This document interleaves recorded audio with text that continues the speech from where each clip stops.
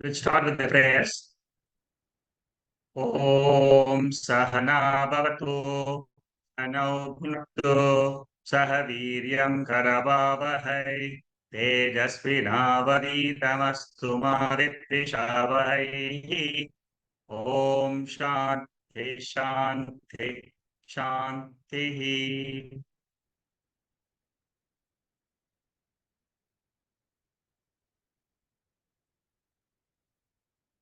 We are studying Taittriya Upanishad, the Shankara Bhashyam, the eighth Anuvaka chapter.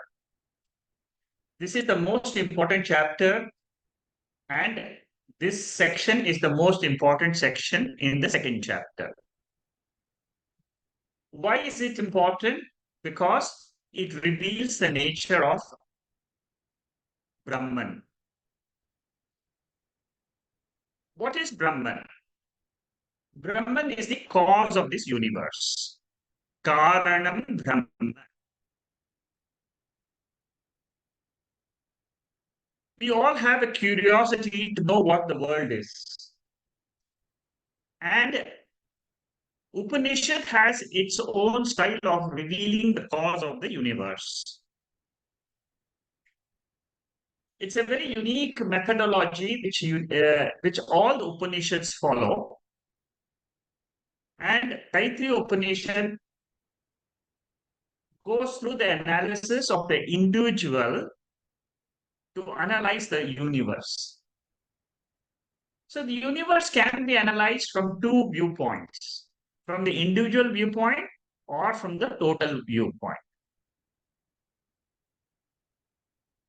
So initially, in this section, in this chapter, second chapter, the Upanishad started analyzing the world. It said that the world is karyam, a product, and karanam for the world is called as Brahman. The very first verse of this chapter gives us an idea about what they are going to discuss in this chapter. First verse of this chapter. So the cause is called as Brahman. And then it said, from this Brahman, the space was born. That means cause is Brahman, Karanam. The product which came out of this cause is Akasha. From this Akasha came Vayu. From Vayu came Agni. From Agni came water. From water came earth. From the earth came all the plants. From the plants, human beings were born. When the food was eaten, the human beings were born. Essentially, we are all made up of food. So this is the description of the world, that is the totality, universe, samashti. Then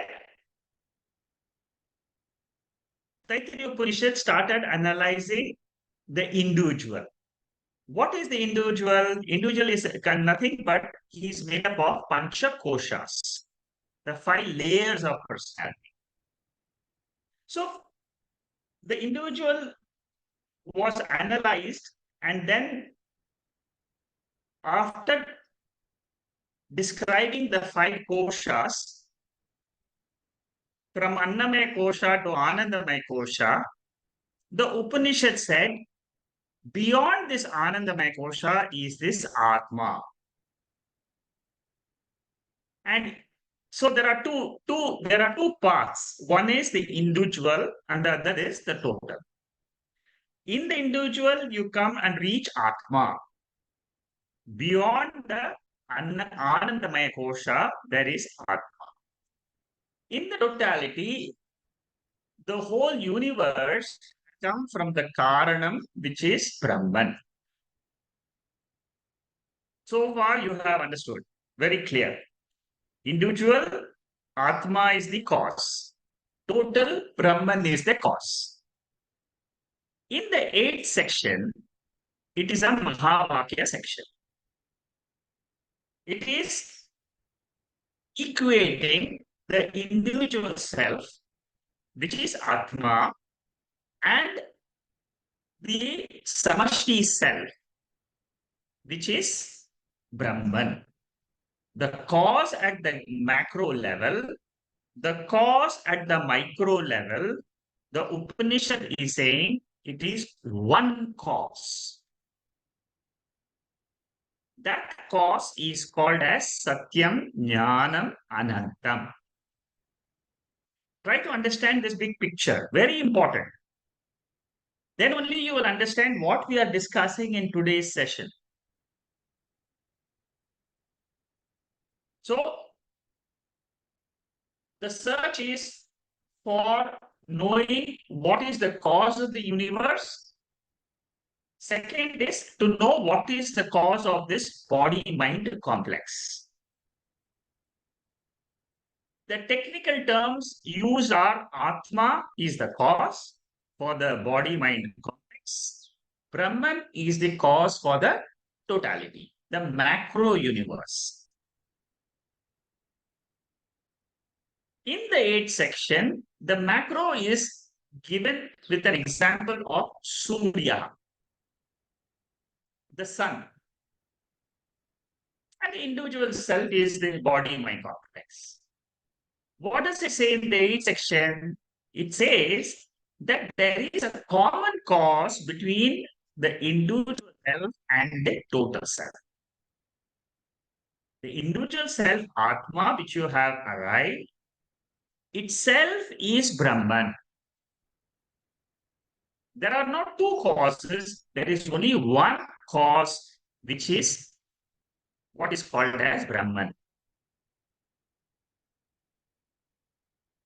The equation between the individual self, the essence behind the individual is this consciousness. The essence behind the whole universe is existence. Existence is nothing but it is another form of consciousness. Suppose you say, I exist. Who will be able to say, I exist? The one who is conscious will be able to say, I exist. Suppose you are conscious, automatically you are existing.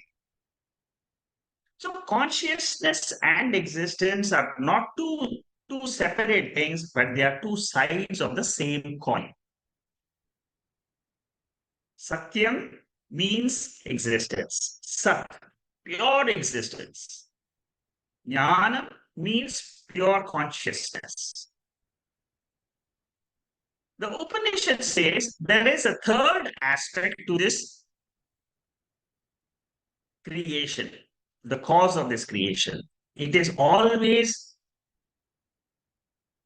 infinite in nature, not affected by time and place. That is why it is called as Ananda. Satyam Jnanam Anantam. Anantam means infinite.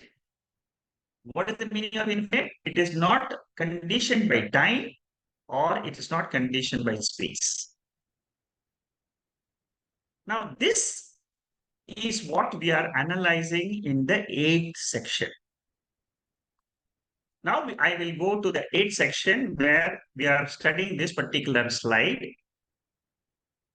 And here, this particular analysis we are doing is the central analysis of the Bhashya. The entire commentary of Shankaracharya. If you want to say, where is that center? Where is it which he is focusing on? Knowing which, I will be able to know the key to this universe, the key to this Upanishad. Now, this is the portion which we are studying.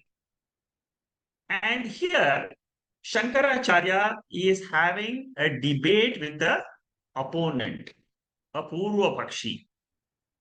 And Shankaracharya brilliantly quotes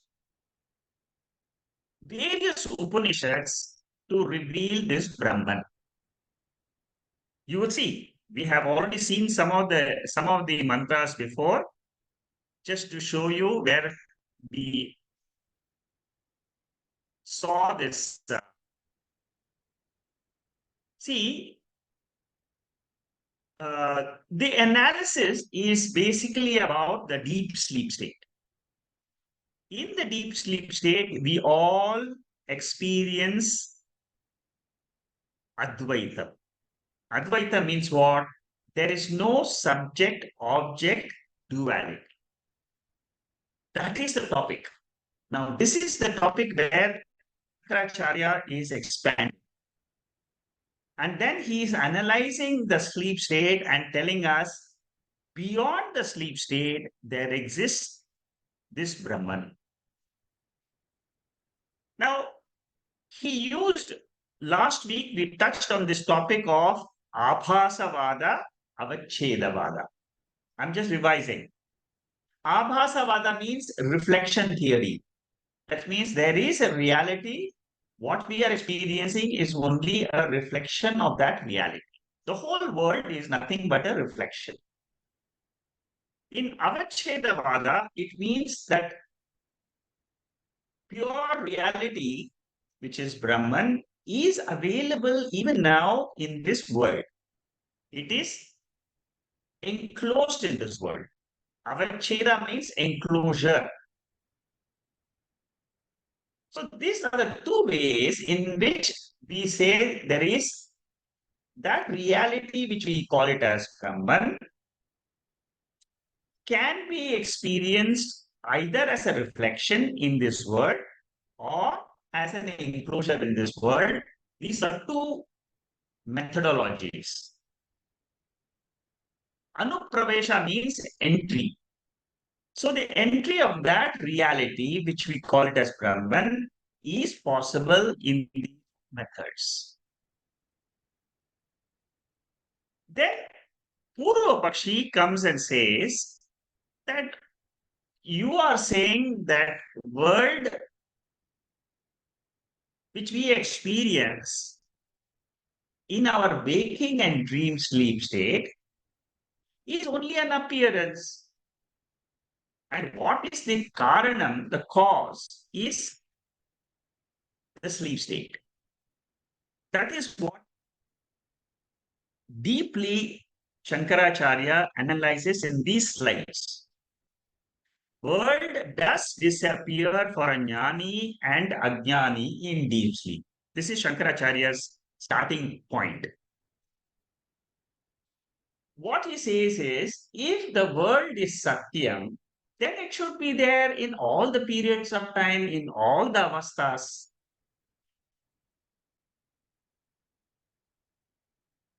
Like what? Chaitanyam, consciousness is available in all the avasthas. It's there in Jagrata avastha, in the waking state, in the dream state, and in the sleep state. Then he quotes Dakshinamurti Stotram, where in the sixth mantra there, see, look at the number of references he quotes. You will see about 10 to 12 references he gives throughout to prove that waking and dream are appearances, and my nature in the sleep state is the real nature. So try to understand. What is the goal? The goal is Advaitam is the truth. Advaitam means what? Where there is no subject-object duality. So in Dakshinamurti Stotram, it says, Rahu Grasta Divakarendu Sadrishaha Maya Samacharana Sanmatra Karanopi Samharanato Yo Bhuta Sushupta Oman. In the sleep state, when the sense organs are folded up, both the organs of action and the organs of knowledge are folded up. It is like the eclipse of the moon.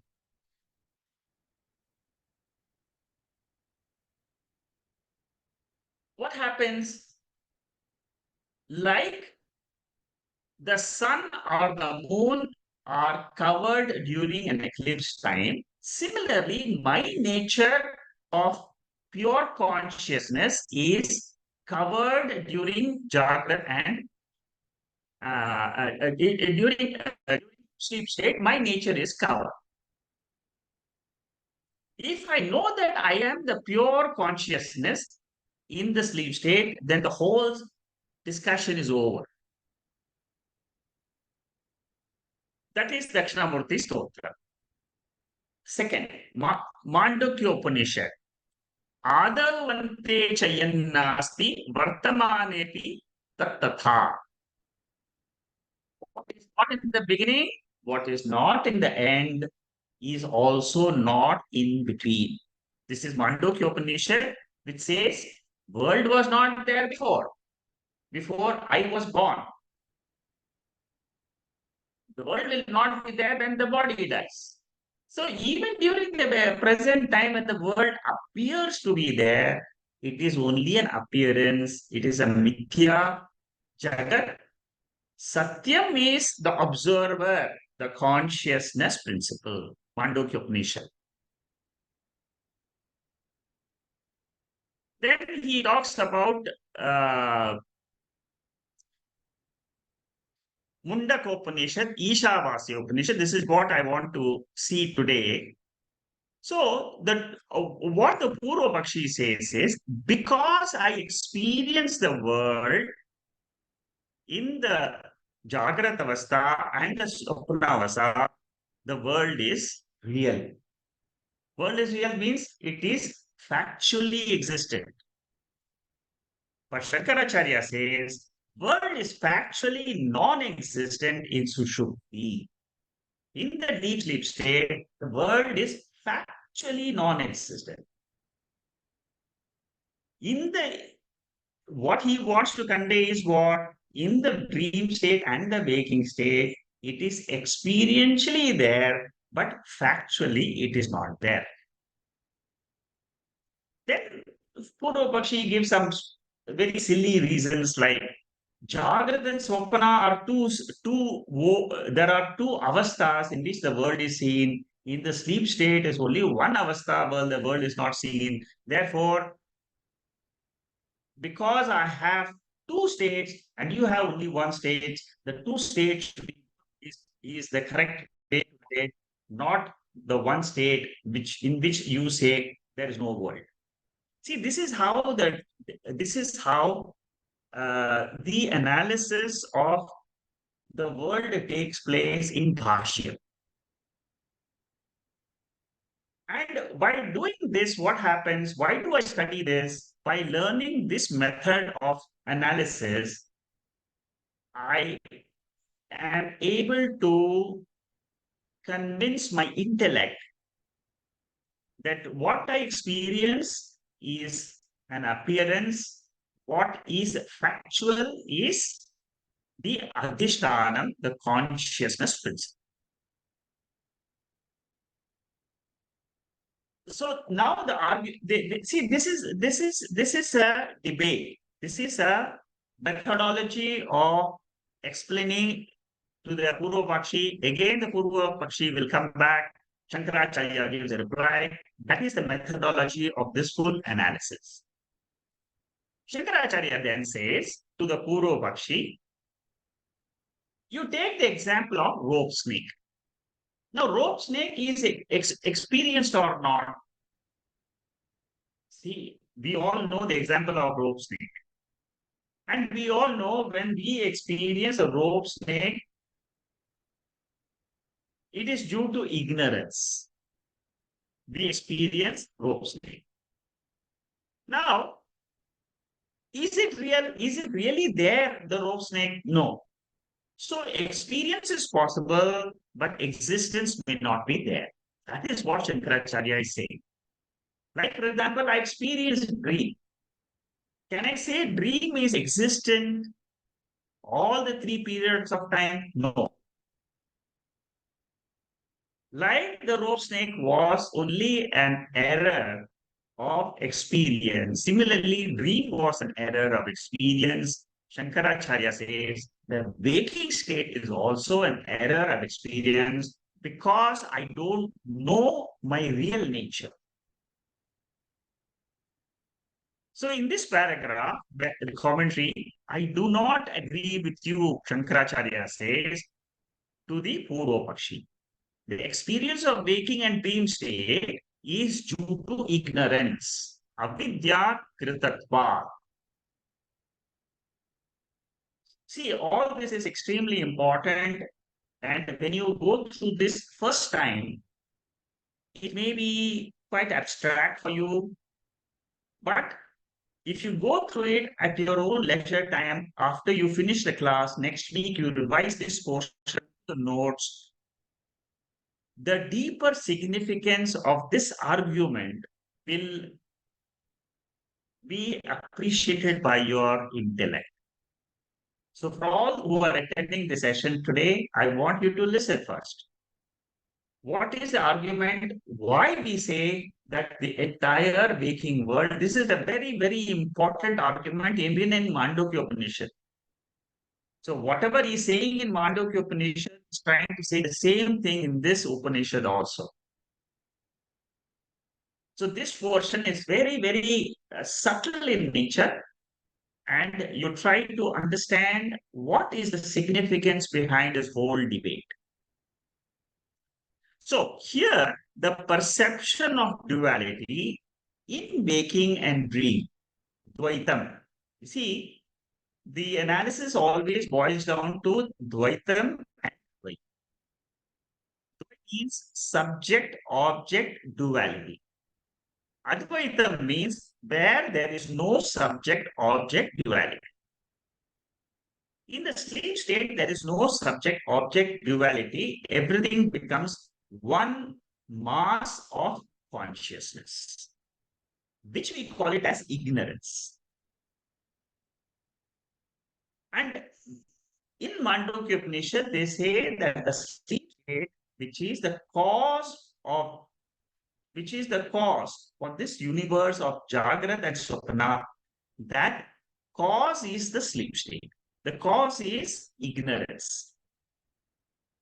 So ignorance, suppose ignorance goes away and you say, no, there is no ignorance for me. I know that I do exist and the world doesn't exist. Brahmasatyam Jagan Mithya. Suppose you understand. Then what happens? Ignorance goes away for you. And for you, what happens? That state in which you are there, but the world is not there, that becomes reality for you. Reality means what? It is always there.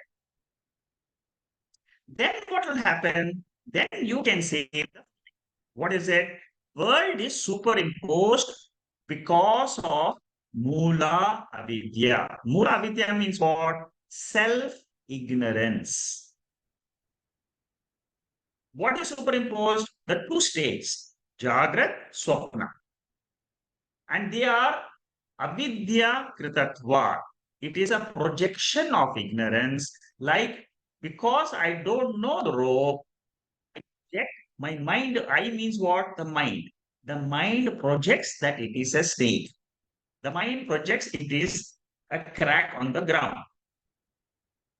Similarly, because I don't know this pure state of mind, the mind projects reality on this world. On this world means what? On the Jagrat and Swapna. Then you should know that this Jagrat and Swapna, do they have existence of their own? Or they are available only when my mind is awake, I see the world in the waking. Similarly, when the mind is semi-actively available in dream state, then there is some sort of a world.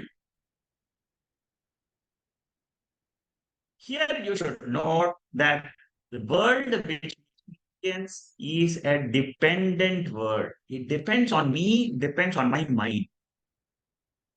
So, therefore, Shankaracharya concludes duality is projected by the mind because of avidya. When this avidya means ignorance. What ignorance? Self-ignorance. What is the self-ignorance?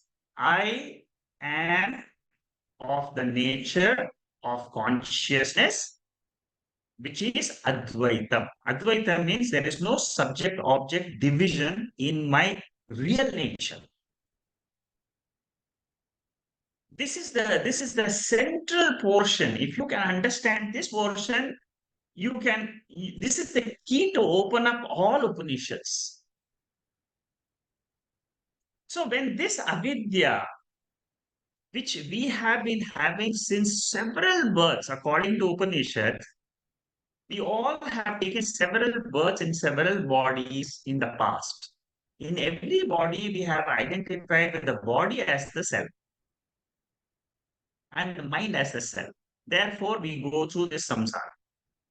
Ishavasya Upanishad, see, this is the third one. See, I told you about Mandukya, Dakshinamurti Stotram. Now he is quoting Ishavasya and Mundaka Upanishad. In Ishavasya Upanishad, the seventh mantra is a most important mantra. See how Shankaracharya, in his mind, he is absorbed in all the Upanishadic verses. He doesn't have to, all these are quoted in the Upanishad. See, I am bringing out whatever he has said, Taittriya Upanishad, Isavasya Upanishad, Mundaka Upanishad, the verses. But in the commentary, you don't find all the verses, descriptions. In my notes, you will find that all the verses which are taken. That's why these notes are very critical. Now, in Ishavasya, in this mantra, Yasmin Sarvani Bhutani Atmaiva Bhut Vijanataha Tatra Gomoha Kashogaha Ekatvamanu Pashyataha. What is the meaning of this?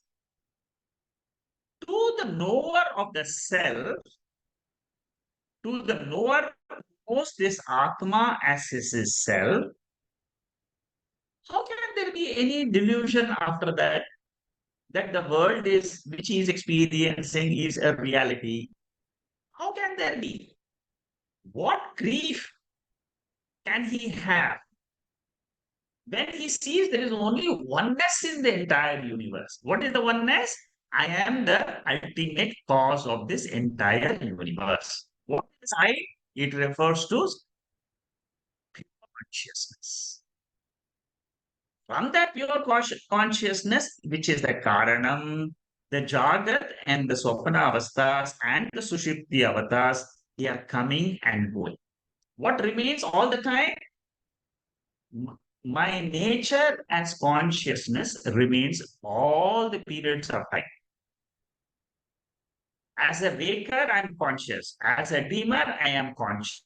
A sleeper, I am conscious. So consciousness is there in all the three states. That consciousness is my real nature. Body has come. Body will go away. It is a law of nature.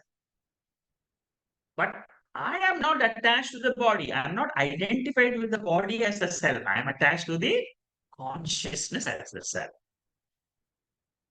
This is the benefit of the study of Upanishads. There is a transformation of the mind.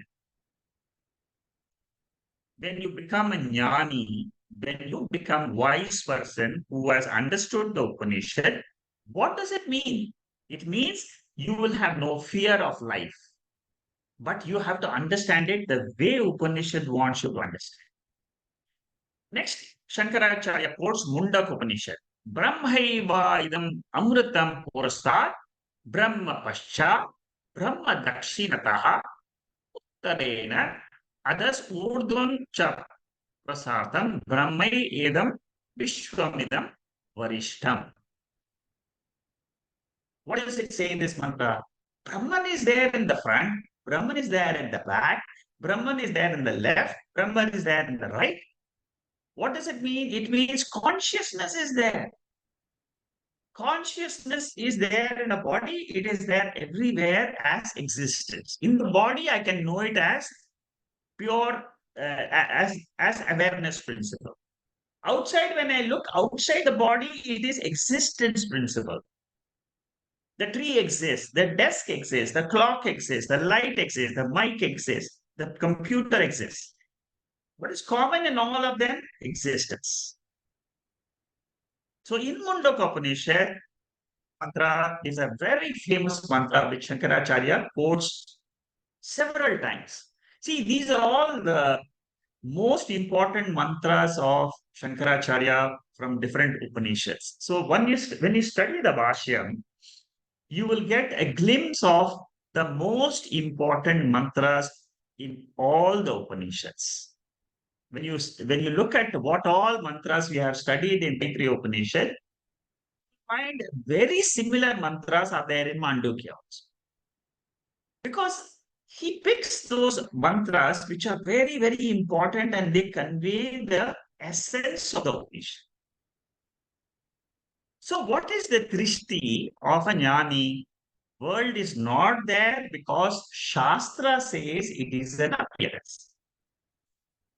The world is avidya kritam. Quotes Brihadaranyaka Upanishad. In this Upanishad, tatkena kam shunya, tatkena kam abhivadate, tatkena kam manvita. What does it mean in this mantra in Brihadaranyaka? Yajnavalkya teaches his wife Maitreyi this Brahma Vidya. This is Maitreyi Brahmana, the second chapter, fourth section. Very important words here. See, these are the mantras you should note down in one small notebook. And then say that these are the mantras which prove that the world is mithya. In this mantra, what he says, whenever you experience duality, you will smell something, you will see something, you will hear something, you will speak something, you will think something, you will know something. Okay? All this is in Dvaita. Then he says, suppose you come to know Advaita. Advaita means what? Where there is no subject-object duality, which is your real nature. For that no, this entire prapancha becomes the self, becomes that consciousness, becomes that pure Brahman. In that state, then there is no appearance of the universe. What will one smell? What will one see? What will one hear? What will one speak? What will one think? What will one know? Very, very important mantra. You see, when you try to contemplate in this mantra, you automatically will reach and see these mantras. They confirm to us the existence of Advaita Atma. That is why these mantras are self-revealing mantras. So, non-perception of duality, which is Advaitam in deep sleep state, will be due to ignorance only. Now the Purva Pakshi says, you are saying the deep sleep state is the cause, and that is the reality. What I am now saying, see, look at the argument now. The argument is, he says, even that non-duality state is also because of ignorance. You are saying that is the truth. But what I'm saying is, Jagrat, Swapna, and these two are mithya. They are avidya krita. They are due to ignorance. This is what the Shankaracharya says. But now he says, the Purva says, how do you say that sleep state is not a projection of ignorance? Then Shankaracharya says, in the sleep state, we experience Advaitam not as a state, but as a Vastu. Very important point, which many times we all miss out. We experience Advaitam as a Vastu, not as a state. As a state, you experience that is ignorance. That is Ajnani. This difference between the Advaitam in the sleep state, Advaitam for a jnani is explained in Mandukya Upanishad very brilliantly by Shankaracharya in about 5, 6 verses. What is the difference between, you see, both the states are coming to Nirvikalpa Avastha. Nirvikalpa, divisionlessness. In the state of, see, you try to understand the argument here. The three avasthas are in three different conditions of the mind. But Advaitam nature is not condition of the mind. It is a vastu. It exists independent of the mind. So Agrahanam means non-perception of duality. Now, in this, in the gist of this particular section is this commentary here is experiencing duality in deep state is not generated by ignorance or any other thing, but non-duality is the intrinsic nature of Atma. See, when we experience for a jnani, he knows, for example, you and I have come to learn from Taittriya Upanishad that my real nature is pure Atma. What is the nature of Atma? It is an experience, a state where there is no duality. I again say the same thing because this is the difference between Dvaitam and Advaitam. Dvaitam is what we experience in waking, in dream. But this, what is experienced in waking and dream of Dvaitam doesn't stay, sleep state. It goes away. In the sleep state, you experience Advaita. But in the beyond the sleep state, there is something called as the intrinsic nature of the self. That intrinsic nature is called as Atma. That is our permanent nature. Having no nature, then what will happen? That becomes a reality for us. That is what Shankaracharya is now explaining in this verse. Don't look at it from the waker standpoint, look at it from that Atma standpoint, and then you hold on to that Atma as your real nature. Then what will happen?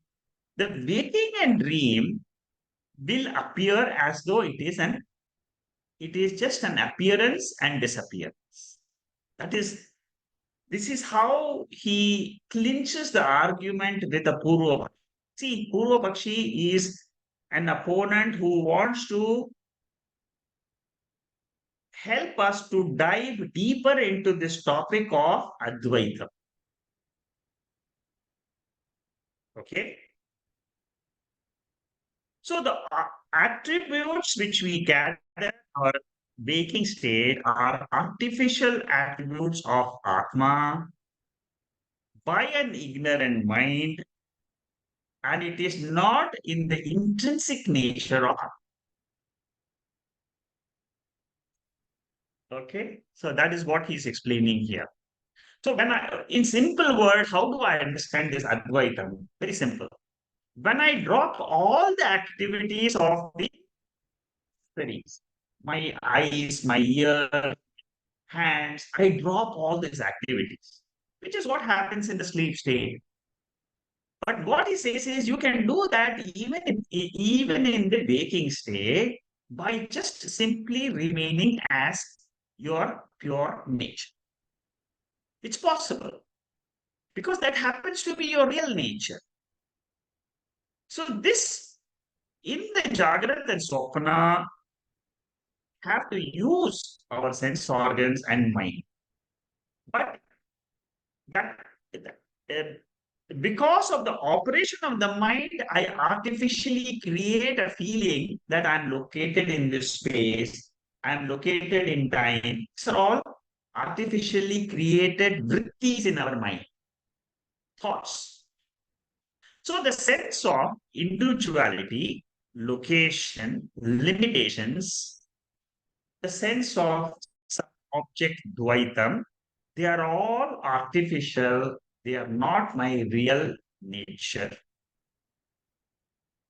See how deep this thought process is. Very, very deep. We are studying the most deepest portion of the Vedantic analysis, which is the analysis of the Jiva, the Sushupti state. By analyzing and comparing the Sushupti, the sleep state, which is a state of Advaitam, with the state of Dvaitam in the waking and dream, we are supposed to arrive at our own nature as Advaitam. So what he says is, Vikriya is not my Swarupam. That means modification of the mind and sense organs is not my Swarupam, is not my nature. But what is my Swarupam? Advaitam is my Swarupam.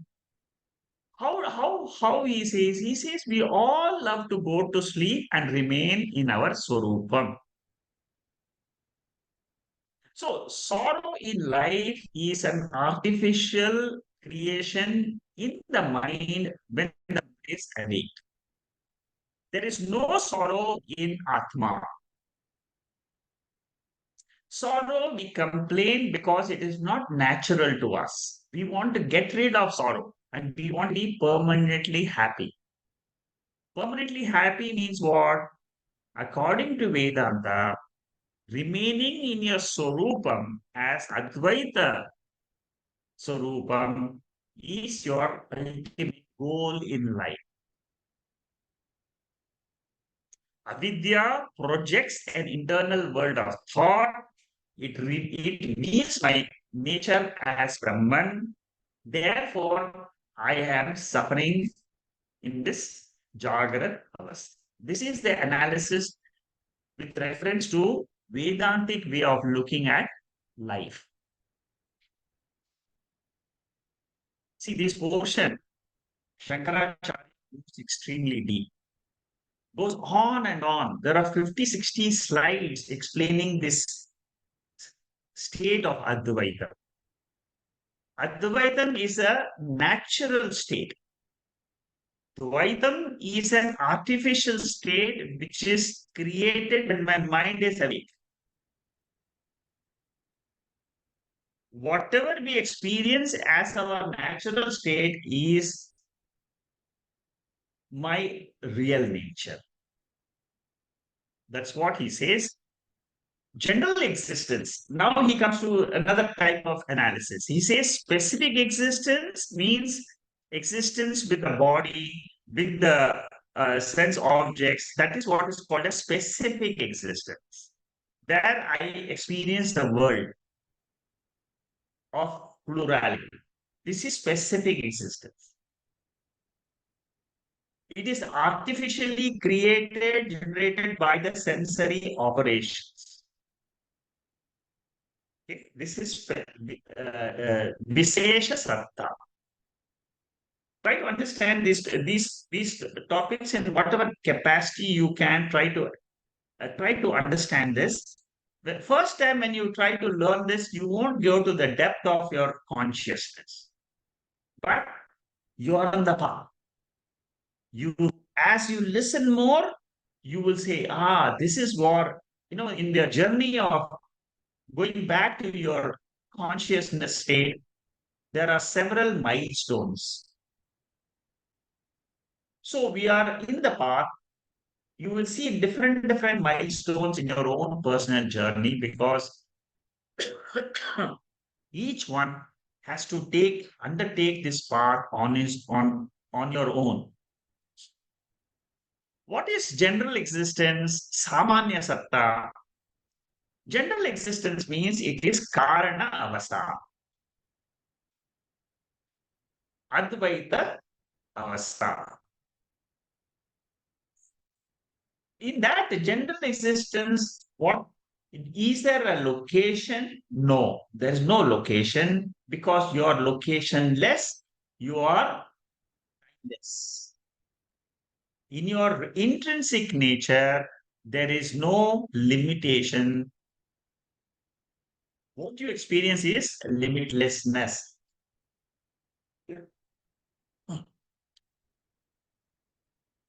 This is in the state of Atma or Brahman.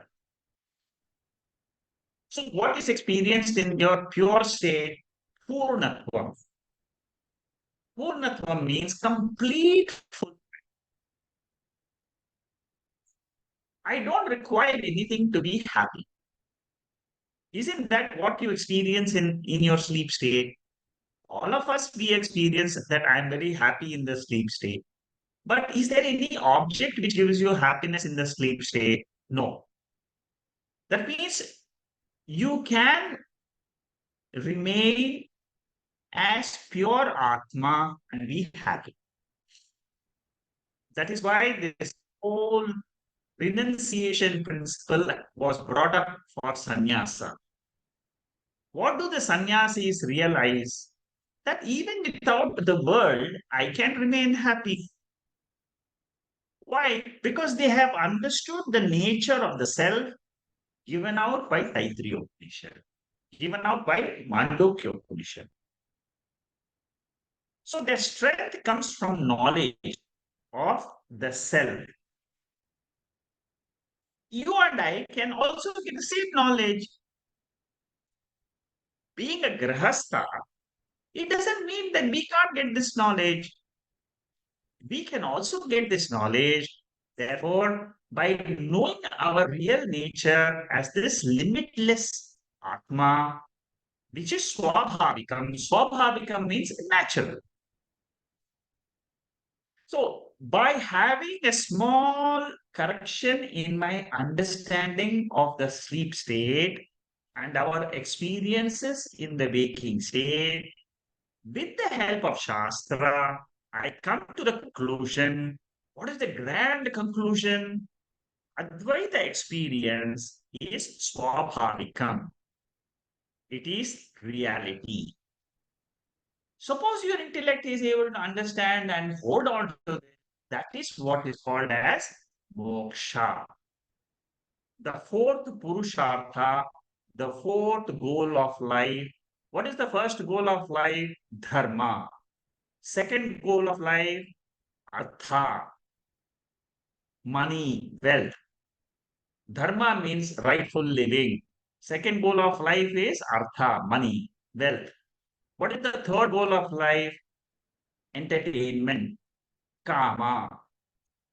And last goal of life, freedom from dharma, artha, kama, which is called as moksha. I am free all the time. That is very few people come to the fourth goal of life, which is moksha shastra, which is the discovery of my real nature. Very few people. You and I are very fortunate to go through this commentary of Shankaracharya, understanding the nature of the world, nature of the universe, nature of our own body mind complex, and discovering what exists beyond this world, which is Atma. Moksha is not a new experience, it is an experience which we all have. In Prashna Upanishad, the sleep state is beautifully analyzed in the fourth chapter. Saurayani is the student and Pipalada is the teacher. The question asked by Saurayani, the student, is what keeps awake during the sleep state? What organs go to sleep in the sleep state? Is there anything which is always in the Jagrat Avastha? It means which is always available. See how beautifully this question is asked by the student. There is a lot of, in this particular mantra, the fourth section, fourth mantra, it says that every day, if you see the last line of this shloka, it says, every day in deep sleep, a jnani reaches Brahman. Very important mantra. It's a proof that we all are having the experience of Brahman. Every day when we go to sleep, I have said this many times, that in the sleep state, we are one with Ishvara. We are one with that Brahman. This is the proof. This is that mantra which says, every sleep, the fourth mantra, fourth chapter, fourth section, the fourth chapter of fourth mantra of the fourth chapter of Prashna Upanishad is the proof. Even when you sleep, doze off at any time, what is the experience you have? You have the experience of Advaitam. So we don't lack the experience of moksha, but we lack the understanding what is our real nature and what is incidental nature. This is Viveka Shakti. Real, unreal. We have studied in Tattva Bodha. You have to do the discrimination, Viveka.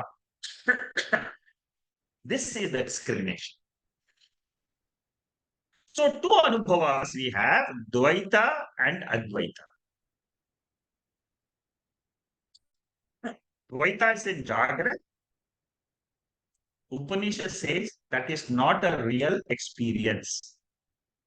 It is not your intrinsic nature. We also have Advaita experience, that is in our sleep state. We lack the knowledge of Advaita Anubhava as the reality. And all this analysis we are doing only to make my intellect understand that Jagrat is not my real nature. My real nature is Advaita Swarupa. So the problem is not lack of anubhava or experience, but it is a lack of clear knowledge of the self. This is what is gained by the help of Shastra and a Guru. Shastra by itself, if you study, you will not understand. You will not understand anything. You need a Guru to explain to you the Shastra. Okay, these two charts here is just a revision of what I have already talked about Samana Satta and Visesha Satta in the last few slides. What is the experience in the Jagrat and Swapna? What is the experience in the sleep state? This is just a repetition. So I'll just skip this portion. Sushupti state, Advaita Anubhava is there. Jagrat and Swapna, Dvaita Anubhava is there. Dvaita Anubhava is Karyam, product, incidental. Advaita Anubhava is Satyam. What is the meaning of mithya? Dvaitam is mithya. Mithya means it is an appearance, but it has no independent existence. What is the definition of Satyam? Satyam exists in all the periods of time, past, present, and future, and it is independently existing.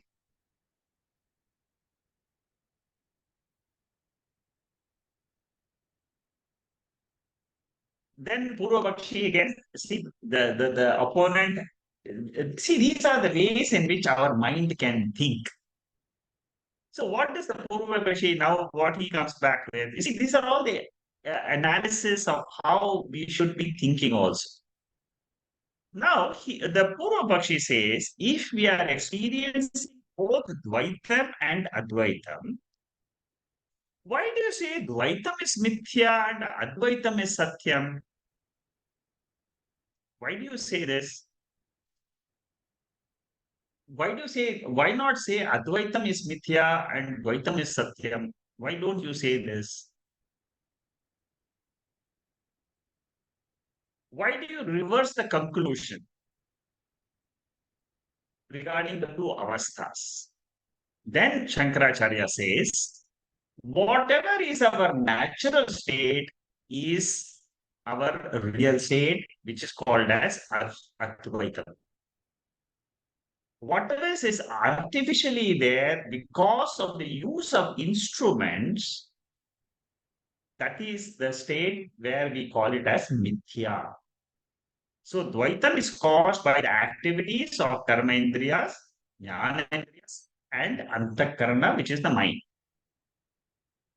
In Then there is Dvaitam, when there is duality and located as an individual.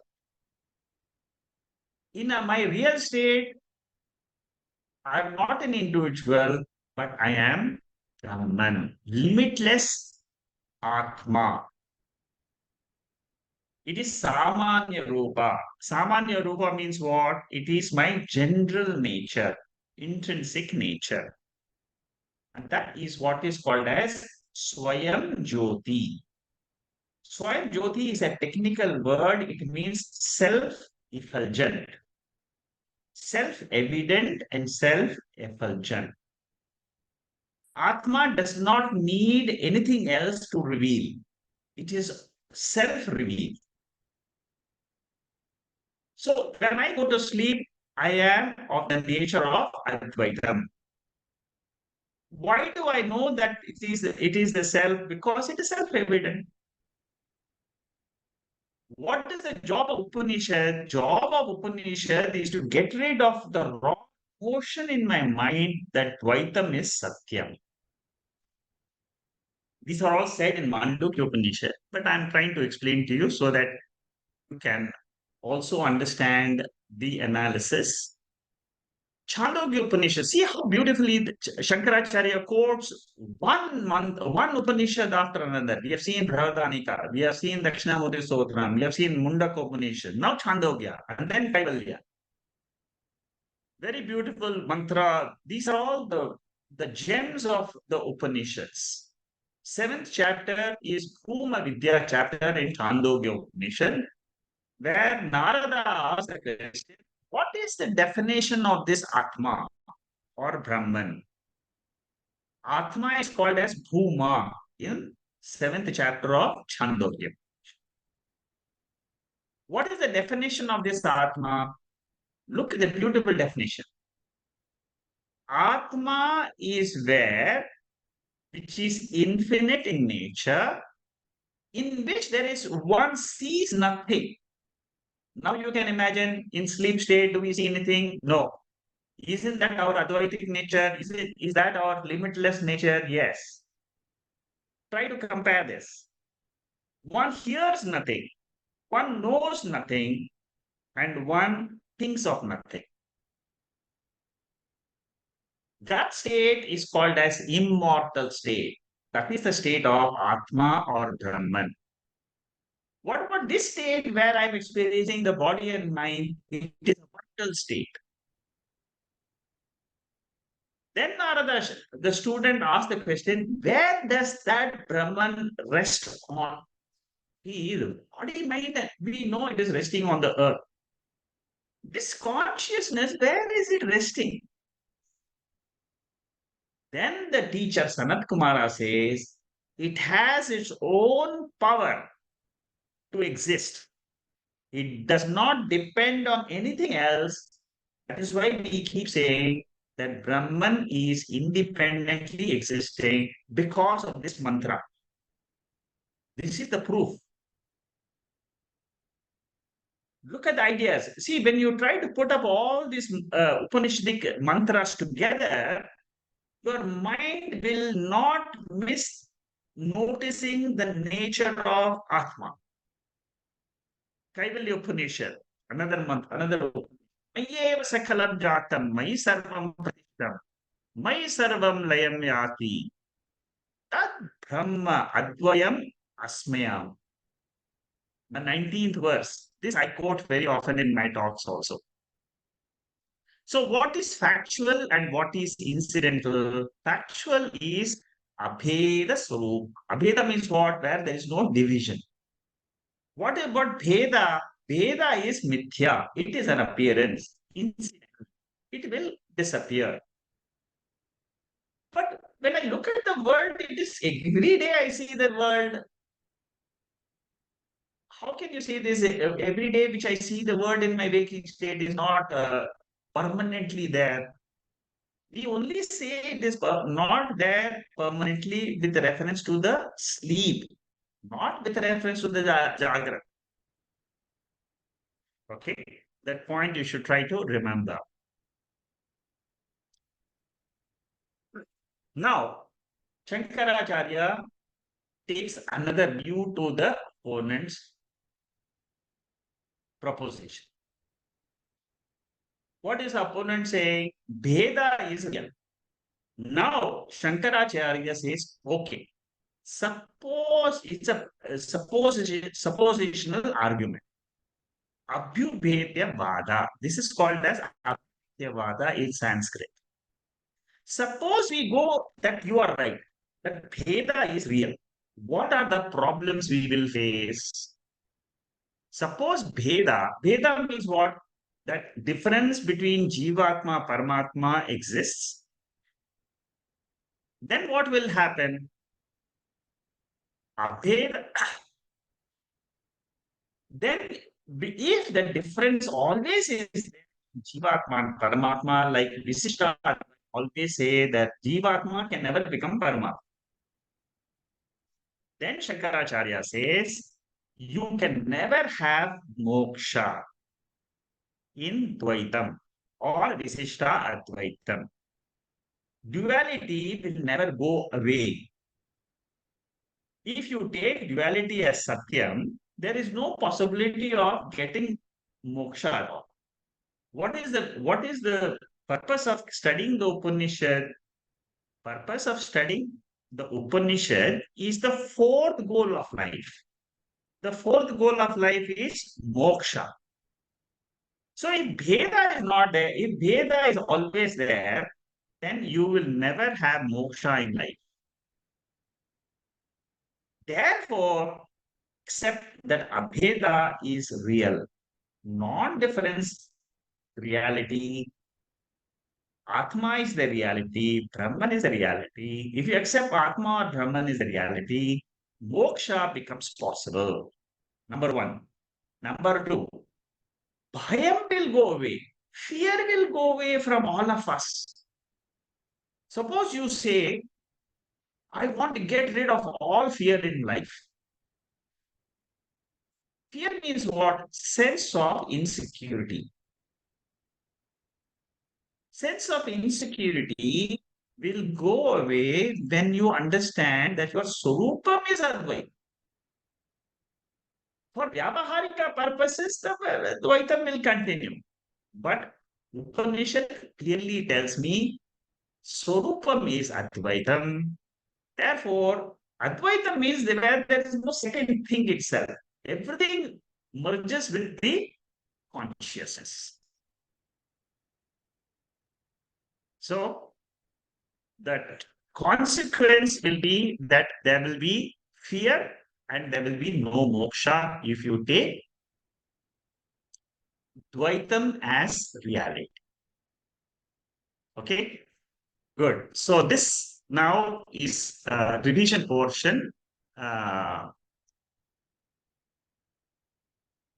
we chant Rudram because we want to get rid of sorrow in life. That is, by chanting Rudram, that is that we get rid of sorrow in life. That is what is said. The purpose of chanting Rudra. Uh, Now these are all revision. I have already dealt with it. In Bhagavad Gita, there is this very tricky mantra. Very tricky because you can't understand it. Initially, when you first time when you read Bhagavad Gita, there are several tricky verses. Brahmarpanam, Brahma Havihi, Brahma Utam. That mantra, very tricky mantra. नासतो विद्यते भावः न भावो विद्यते सहतः उभयोरपि दृष्टवन्तः त्वनयोः तत्त्वदर्शिभिः. So this mantra, what does it say? This you must try to contemplate on this mantra. After listening to so much about Dvaitam and Advaitam, it is easy to understand this mantra. What does it say?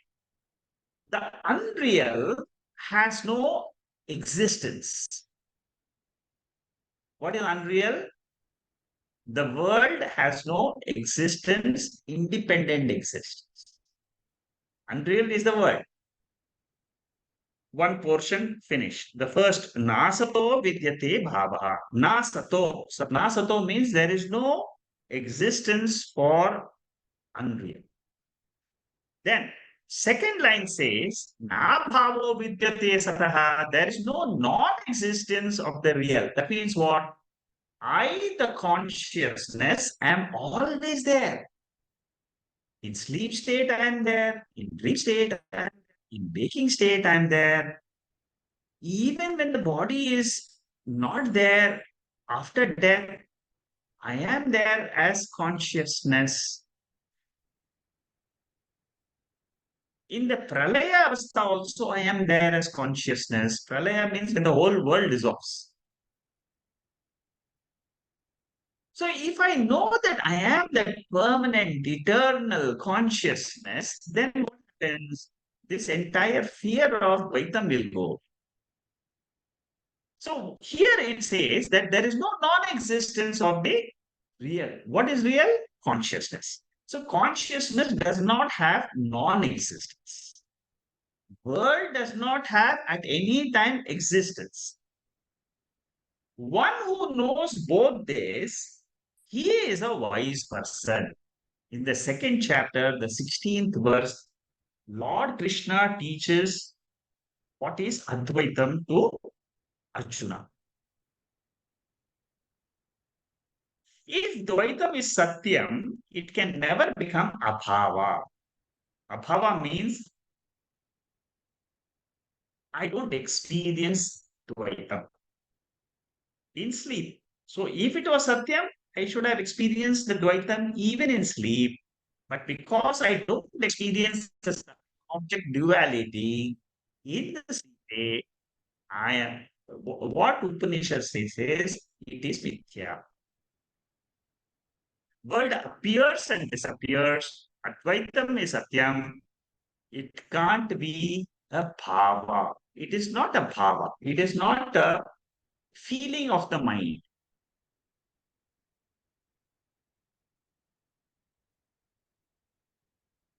Okay. Mundaka Upanishad says that when one sees the higher and the lower lokas, that means once you see the Advaitam nature, the knots of the heart will be broken, will be dispelled. What is the knot? The knot is avidya. I don't know myself is avidya. I know I am consciousness is vidya. Okay. So what Shankaracharya says is that moksha is jnana phalam. It is not karma phalam. By doing an action, you don't get moksha. Like for example, how do you get rid of darkness? By lighting a lamp, a candle. That is the only way for the darkness to go.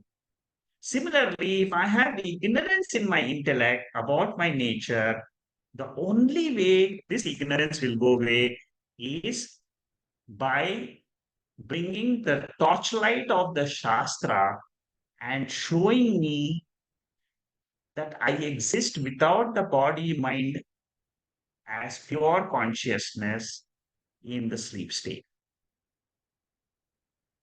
Okay. See how it goes on and on. Shankaracharya never leaves. He takes different viewpoints. Okay. Source like Ishvara or Dvaita Prapancha depends on Punya Papa Karma. And this Punya Papa Karma is the cause of fear. So, what is the Bhaya Karanam? Dvaitam is Bhaya Karanam. Advaitam is Abhaya Karanam. The cause of fearlessness is Advaitam. The cause of fear is Dvaitam. See, he explains to us in this type of reasoning, analysis, deeper analysis to make our intellect go deeper and deeper in search of this pure consciousness. Okay? Is karma satyam or is karma mithya? Another question, because we are talking in the topic of fear, and the fear is caused by karma. What the question is being raised is karma satyam? No, karma is mithya. Karma is always mithya because it can be negated in 3 periods of time. Okay. Uh,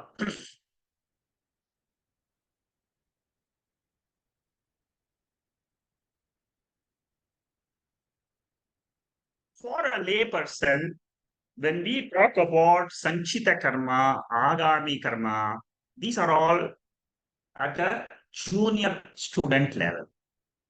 The moment you come to Vedanta and study Veda, then your focus is on Jnanam of Atma.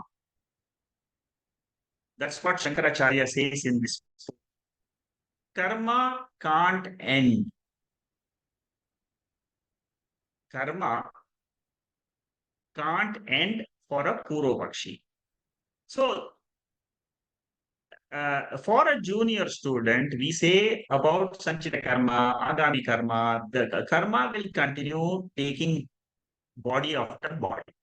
But for a jnani who knows that Chidananda Swarupa alone exists, all these karmas are eliminated. Like what? Like when you wake up, all the things which you see in the dream are gone. Similarly, when you wake up to your Swarupam, what do you realize? This mantra of Mandukya Upanishad in the second chapter, 32nd verse, a very important verse of Mandukya Upanishad. For a jnani, he realizes that there has never been a birth or dissolution, neither there is anybody in bondage or anybody gets freedom from bondage. This is the vision of a jnani who has seen the supreme truth called Brahman. Because from that consciousness angle, the world is only an appearance, it is not a reality. Therefore, Mandukya says that this is the nature from a person who is become wise because of Atma Jnana. So, for the jnani, there are no punya papas, there are no sanchitama, there is no agami karma. There's no karma because he has dropped the body identification, which does karma. He has done karma, body will enjoy the karma phala. But he is not body. That is what Shankaracharya explains here. Punya papam alone is the cause of samsara, not Dvaita prapancha. That means because of the karma only, you get punya papam, but not because of jnanam. Jnanam can drive away, can eliminate all the karma phalams. Okay, that's what he uh, explains in this portion. Samsara is not satyam. Samsara is mithya. Samsara will go away, then you get Atma Jnanam.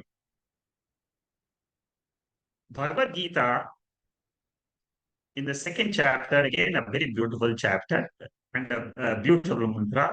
Jatashi dhruvo mrityuhu dhruvam janma mrityusya tasmad apariharyate nitvam shochati marhasi. You should not grieve. This is a very important point when you study Vedanta. What does he say? Lord Krishna teaches Arjuna and says, don't grieve for those people who are dead. We always think of all those people who have been present in the past, who have that. My great grandfather was there. I saw him once upon a time. He's no more there. What Shankaracharya says, don't think of the grief of the dead people. Don't think of the people who are going to die tomorrow also. Why? Because that is only a passing phase. It is inevitable. Due to karma phalam, they will die one day. If not tomorrow, they'll die after 10 years, 15 years, 20 years. Because karma phalam is limited. You have taken, it's like a bank deposit. Suppose you have finished the money in the bank account, you don't have any more money left to spend. So karma phalam is that which is there in our punyam. It is there in the account, karma sharira. So don't grieve over the dead or those people who are born also.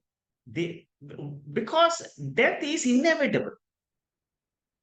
Whether you think about it or you don't think about it, that will happen at a particular time. Let it happen whatever time it comes. So this is a very important mantra even for our day-to-day life. Never about death. If it comes, let it come. Lord will take care of this body as well as everybody else. That is the view by which we can lead our life.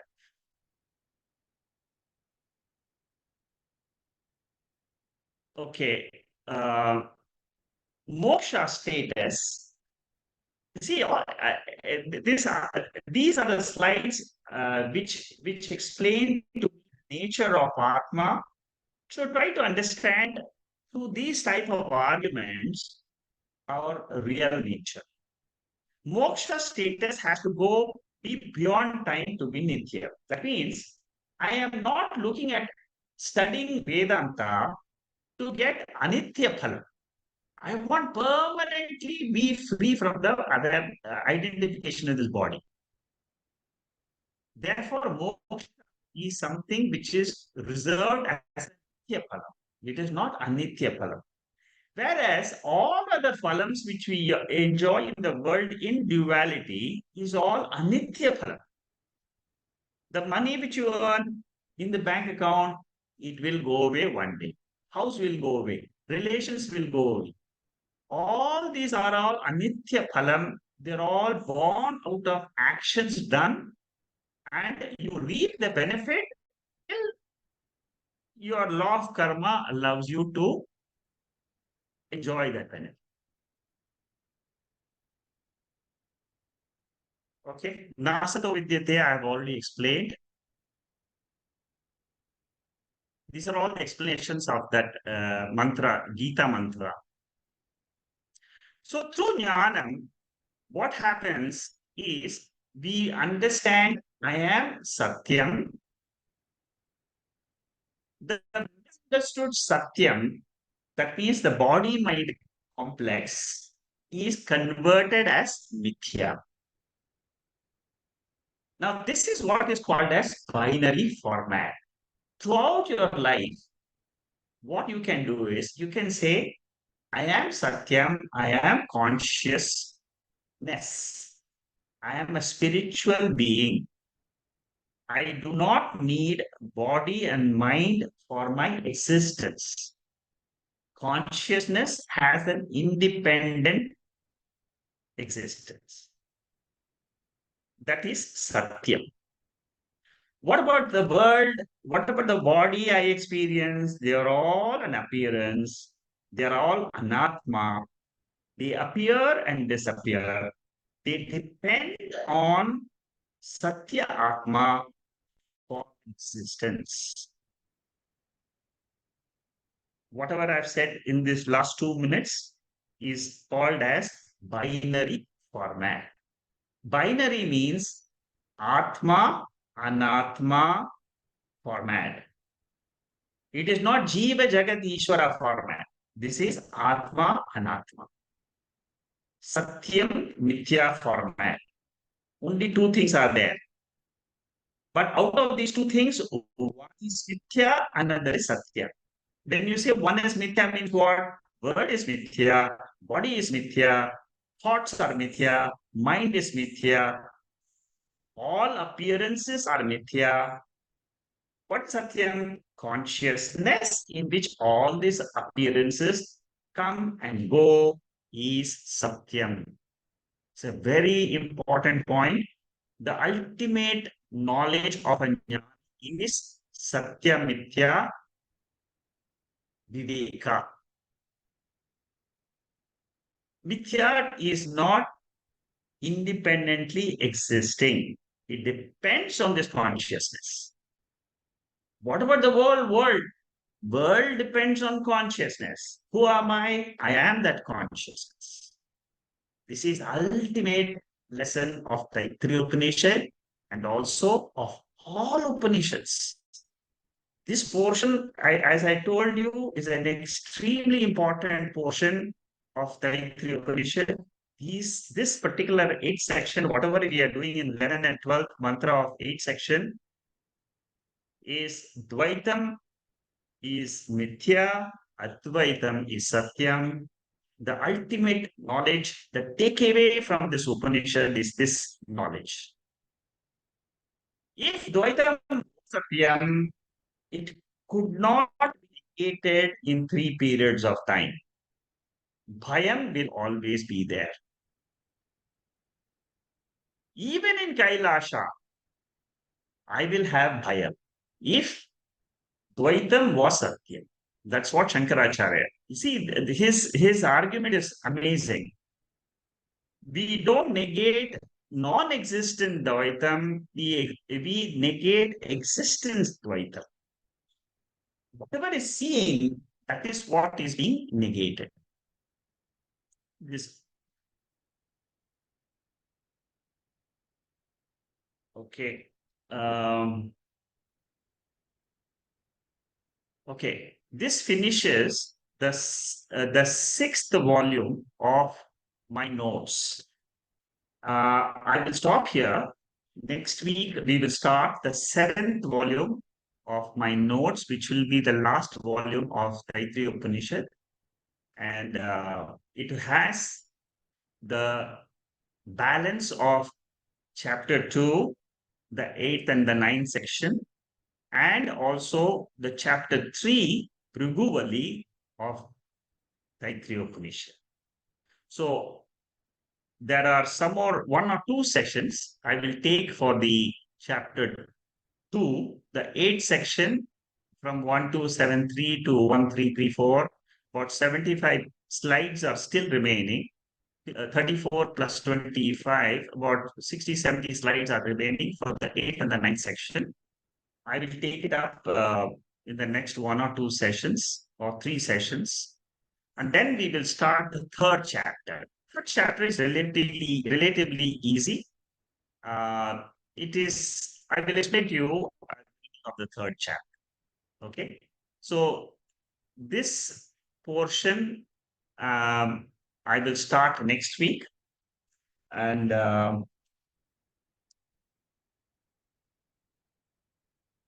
initially there will be some revision portions in this, but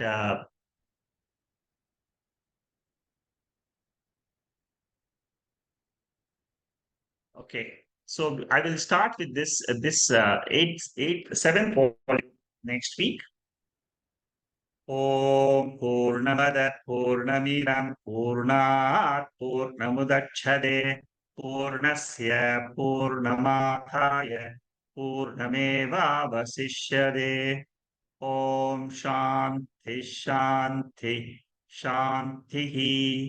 Hari Om Shri Guru Pyo Namaha. Hari Om. There are some questions in the chat box. I will explain that first, and then I will open up for discussions. Uh, what is the meaning of Purva Paksha? Purva Paksha means an opponent. Opponent means there are two things in the debate. In any commentary of Shankaracharya, you will find Siddhantin and Purva Paksha. Siddhantin means Shankaracharya's views. What is the Upanishadic view? That is called as Siddhantin. Whatever is opposite to this Upanishadic view is called as Purva Paksha. Purva Paksha means an opponent to what the Upanishad is teaching. Okay, so Rama, is it clear now? Uh, Shanmugam is unmuting yourself, all of you, so that you can unmute yourself and you can speak. Rama, have you understood the meaning of Purva Pakshi? Yes, sir. Yeah. Now it is clear to me. Thanks. Okay, good. Next, a question from Manikandan. Since Brahman cannot be experienced, then how Advaitam can be experienced? In this case, the experiential Advaitam is Sushupti, is also Mithya. Is the self which is claiming that I experienced Advaitam is Satyam? Okay, good question. This question, okay, let me go one by one. Brahman cannot be experienced. Okay, what is the meaning of this? Brahman cannot be experienced by a ajnani, a person who has not come to Vedanta cannot experience Brahman because he doesn't know there is something called a Satyam and all this. It exists in all the periods of time. It is never dying. It is always imperishable. Nobody knows this. But when you come to Vedanta and you study Vedanta, Brahman cannot be experienced by the mind or by your sense organs, but it can be known. This point be very, very clear. Slight difference is there. I'll explain the difference. That is why there is, I will explain to you a little bit more because then only you will understand uh, this aspect. It's a very subtle question you are asking. Now, when Upanishad says you cannot experience, it means experience will come only when the mind is there and the sense organs are active. But Upanishad has a methodology to reveal Brahman, which is always there. You don't need to. It is a. It's something to be not to be experienced, but it is a matter of knowledge. Now I will tell you the difference between experience and knowledge. Experience is always with the help of instruments. For example, I use the sense organs and I have the knowledge of the universe in my waking state. Prashnopanishad, the chapter 4 of Prashnopanishad, which I quoted the fourth mantra today, that Upanishad explains your question very beautifully. The answer given in Prashnopanishad is very simple. It says, in the sleep state, your sense organs are closed. Whenever your sense organs are closed, it is called as Sushupti Avastha. But you know that you exist in sleep state. Knowledge of Brahman is there in the Sushupti state, that I am there. That knowledge is without an instrument. Try to get this point. Atma Jnanam is Swarupa Jnanam. It is not Vishaya Jnanam. For Vishaya Jnanam, that is what we call it as experience. Their mind is required as an instrument and sense organs are required. Swarupa Jnanam is one which is self-revealing. I am there is a knowledge which we all have all the time. Nobody has the knowledge that I am a dead person. At no point of your life, you will ever have the knowledge I am not there. I am there, I am there, I am there, I exist, I am conscious, I exist, I am conscious. That is what is called as Brahma experience. It is not, it is called as Jnanam, but it is not called as Anubhava. There is a difference between Anubhava and Jnanam. We all have Brahma Anubhava, we say. That means what?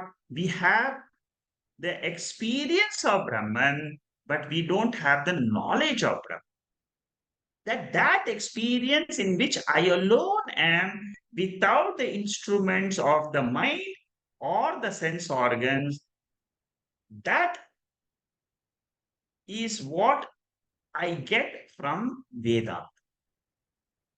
Okay, so that is about Brahman Anubhava being there. Anubhava is a knowledge. It is Jnana Surupa.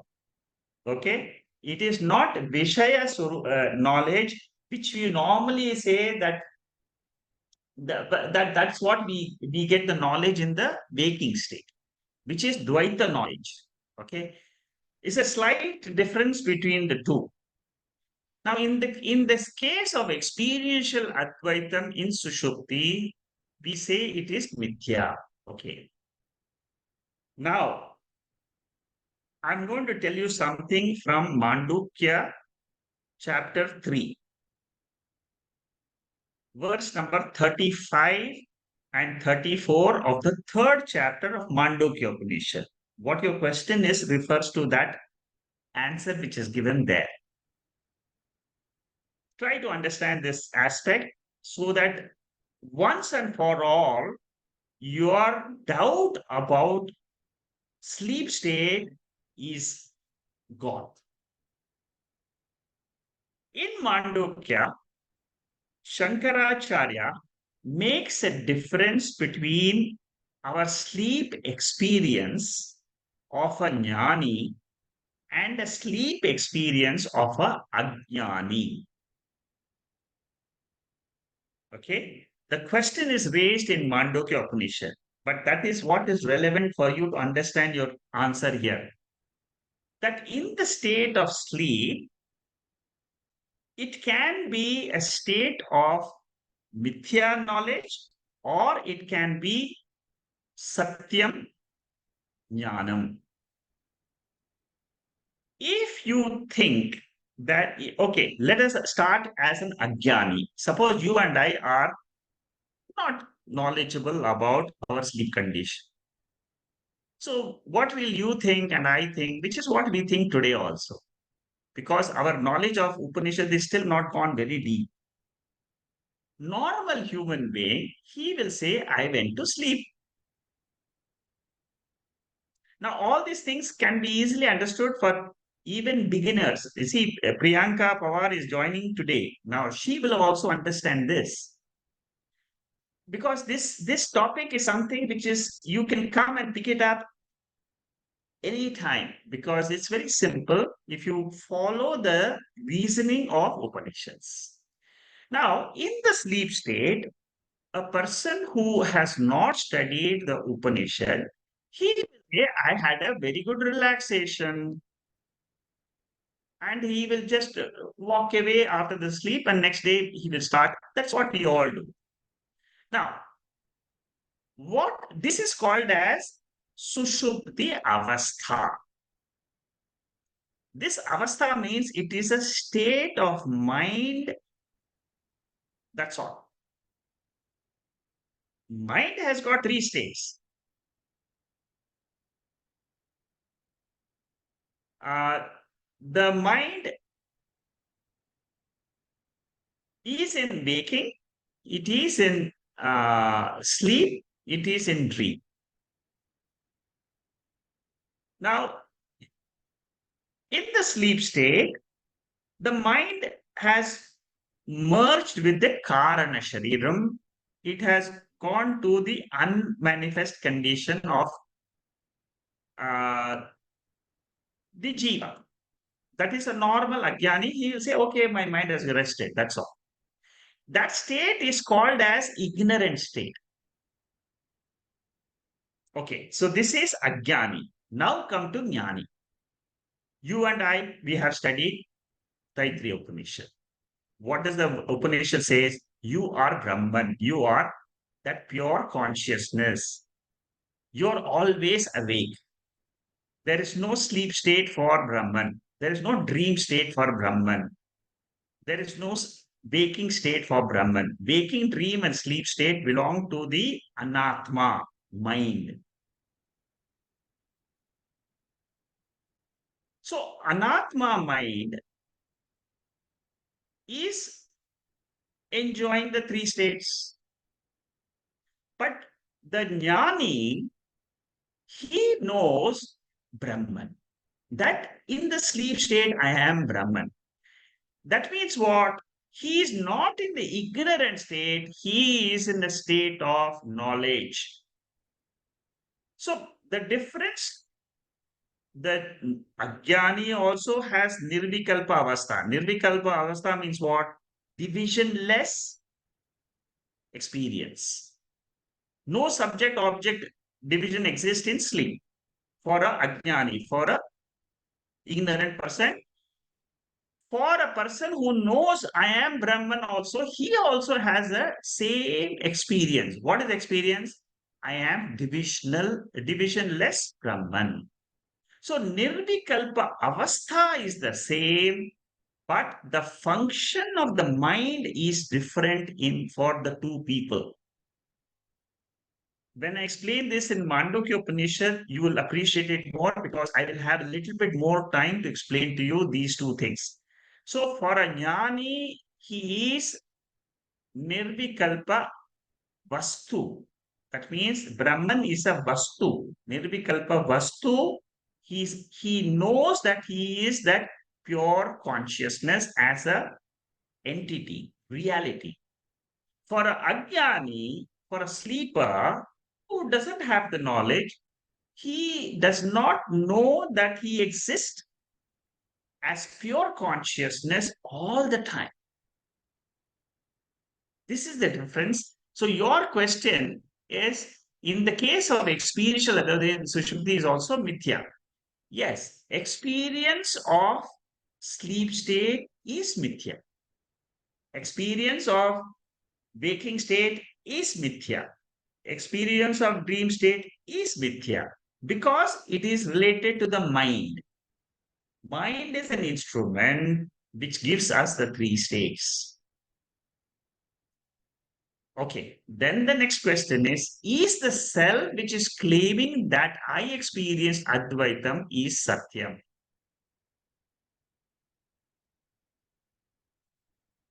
It is Satyam because it is consciousness with the instrument of consciousness says I am consciousness. This is the exact statement used by Shankaracharya in the third chapter of Mandukya Upanishad. It is the consciousness which comes to realize that it appeared as the mind. For example, what Shankara says there is mind itself accepts that it is consciousness because consciousness, mind is a product, it is a karyam. Like all the products which you see in the waking state is all karyam. So the karyam mind, the product mind understands the karanam. For example, your mind, the moment you come to realize I am not the mind with different thoughts, because thoughts can be infinite. Okay, so you have three questions there. All three questions are very, very deep questions, but keep listening. Your questions will get answered, and your reasoning ability in your own mind will tell you, yes, this is what is the answer. Yeah, Manikandan, do you have anything to say here?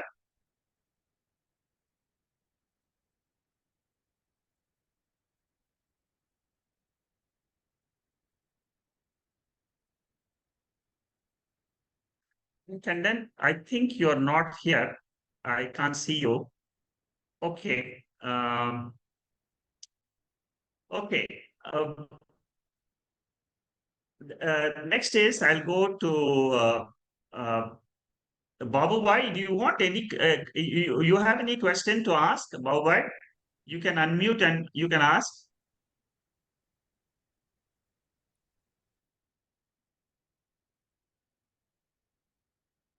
Shanmugam, can you unmute him and then he can just speak?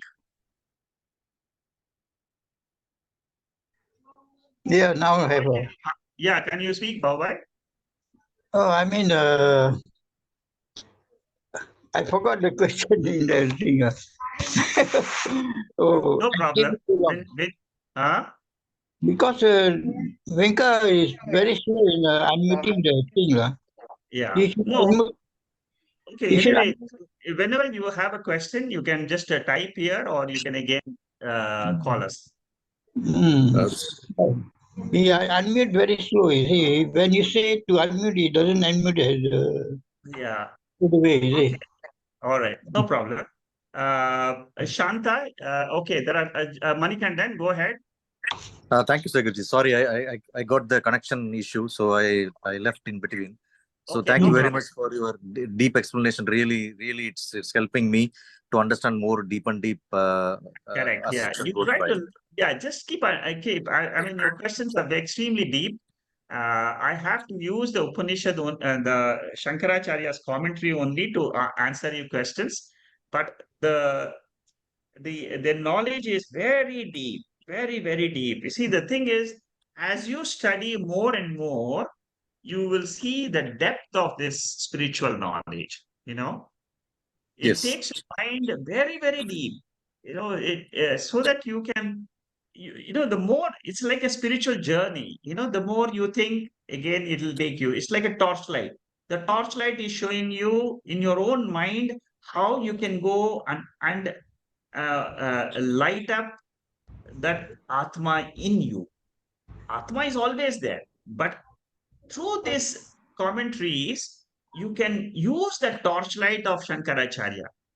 This is the way I have to analyze my sleep state. This is the way I have to analyze my waking state. As you study more and more, you will be able to go deeper. Okay, thank you. Thank you, Sagarji. Okay, Shanta, I'll come back to you. Jacqueline, you have a question?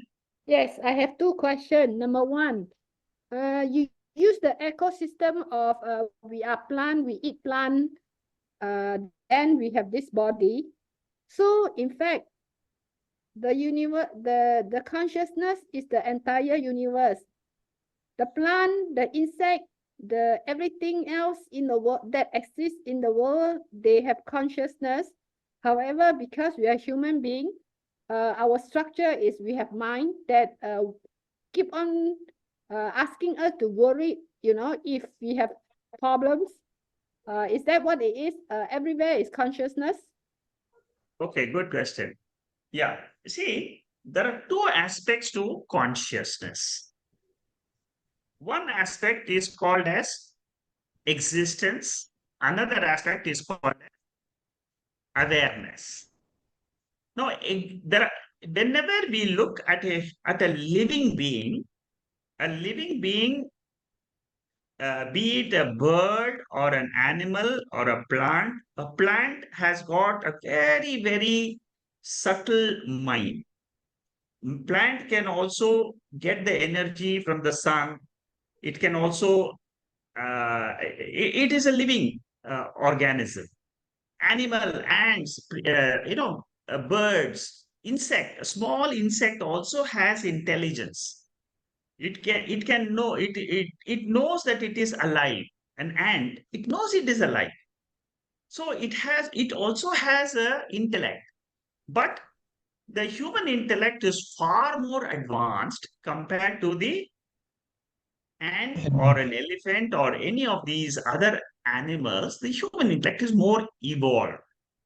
The human intellect, that is why in Vivek Chudamani, one of the precious texts written by Shankaracharya, he says, to get this human birth, you must have done some good things in your previous births. Otherwise, you can be born as as a fly which lives only for a few seconds, for a few hours. You can be born as an insect, as an ant, which has got very limited life. But you are born as a human being. You must have done something good in your previous life to come to this knowledge. Now, to answer your question, so all the life principle which has got a mind,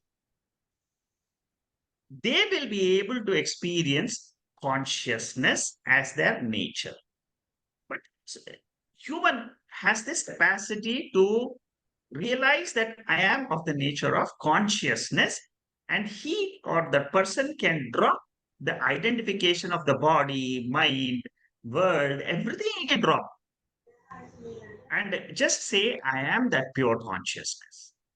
Now, consciousness is all pervading and it is always there. All pervading means what? It is there in a wall, but not as consciousness, but it is in the form of existence. Pure existence and pure consciousness are the same thing. Unless until you know that you exist, then only you are a conscious being. For example, consciousness without existence has no meaning. Existence, for example, okay, your question is there consciousness in outside the body? Outside the body, we don't call it consciousness, we call it existence. A wall exists, the sun exists, the tree exists, everything exists. It exists, it exists. That isness is what is called as Brahman. Or that Brahman means it is mixture of three things. Sat, Chit, Ananda. Sat stands for existence. Chit stands for consciousness. Ananda stands for infinite nature, which is not affected by time or place. That means it is eternally there. So in this world, there are two things. One is something which is eternally existing, which is called as consciousness or existence. Another thing which is incidentally it is there, which is called as anatma. which is called as the body.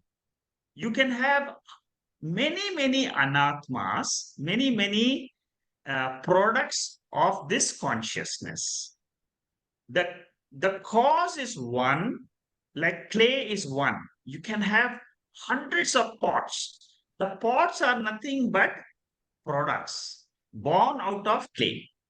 So consciousness, existence is the cause of this entire universe. When you look outside the body, we say it is in the form of existence. When you look inside the body, close your eyes and you want to know who you are, whatever may be your language, your gender, your possessions, but all of us, when they look inside, close their eyes, they will only say only one thing. That is, I am a conscious spiritual being. That spiritual being has no death. Try to understand this. This is the most important lesson when you come to Vedanta. You are immortal, not as the body. Body will go away. After 10, 15, 20 years, it will go away. But as consciousness, if you come to know before the body dies that you are an eternal being, that is the greatest fulfillment of life. Greatest fulfillment of life. You have, I mean, but then this knowledge has to be understood clearly. And your intellect should be sharp to say, I am eternal, but whatever I experience as the body, as the mind, as the relationship, as the possessions, as the outside objects, they are all anatma, they are all incident. They will vanish one day, but I am not afraid of that. That is why you get fearlessness. Okay, so Jacqueline, clear? Okay, two more. Now, adding onto what you just mentioned, that means the spiritual being is everywhere and anywhere. Yes. The reason I'm saying that because 1 week ago I was in the MRT station at about 7 o'clock, and I saw there's a time that Muslim will need to pray, Yeah. and they just kneel down and at a wall. I think it's directed to the one in Arab, Kaaba Yeah, or something. correct. So Yeah. they just pray. So that kind of like concluded that it's everywhere, and the spiritual being is everywhere. But some of Yes. us that I don't know about Hinduism. Do they really need to go? In fact, no, not really need to be at the temple. You have to pray at certain place where you are comfortable. As long as you are there, you just pray. So the spiritual being is everywhere, right? Correct. You see, ultimately, God is formless in nature. Yeah. If it has form, it will perish. Okay. So anything which you say, God cannot perish. God has to remain as God. He has to take care of the world for years and forever. So God is formless. But we don't know how to pray to this formless. For worship and for prayer, we give form to the formless. Consciousness, we can't pray because it is formless. So, what you or I, anybody, when somebody is praying, actually speaking, he is praying to the formless. Yeah. So, when he is kneeling down and he is closing his eyes, he is actually praying to the formless, which is everywhere. Formless can be everywhere because formless is all pervading.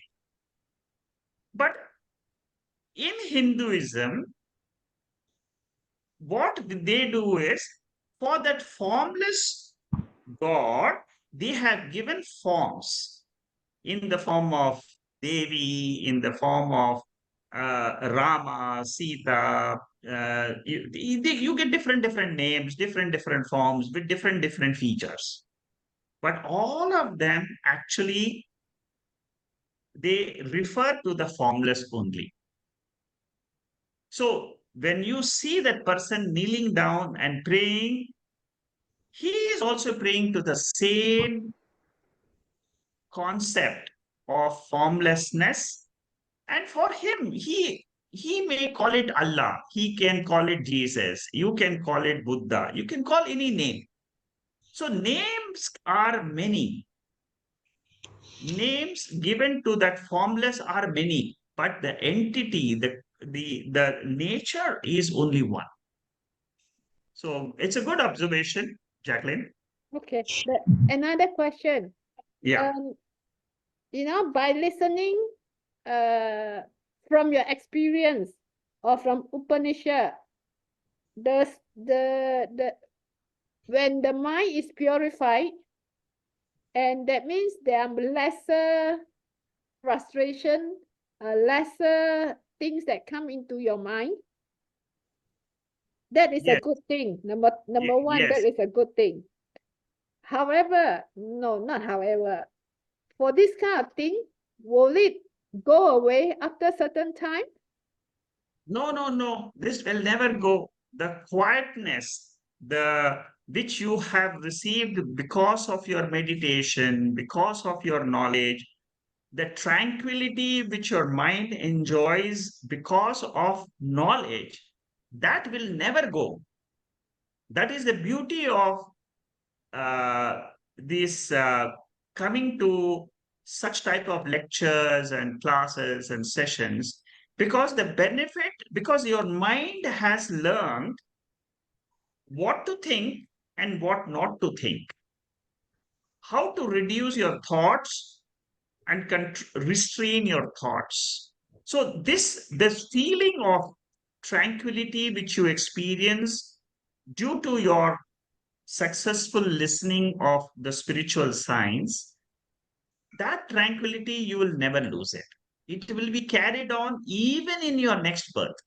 Suppose you take birth as a human being again, that mind which has known this tranquility, according to the scriptures, it says, this knowledge which you have picked up, uh, this art of the mind which you have gained because of your study, it will remain. It will be carried on.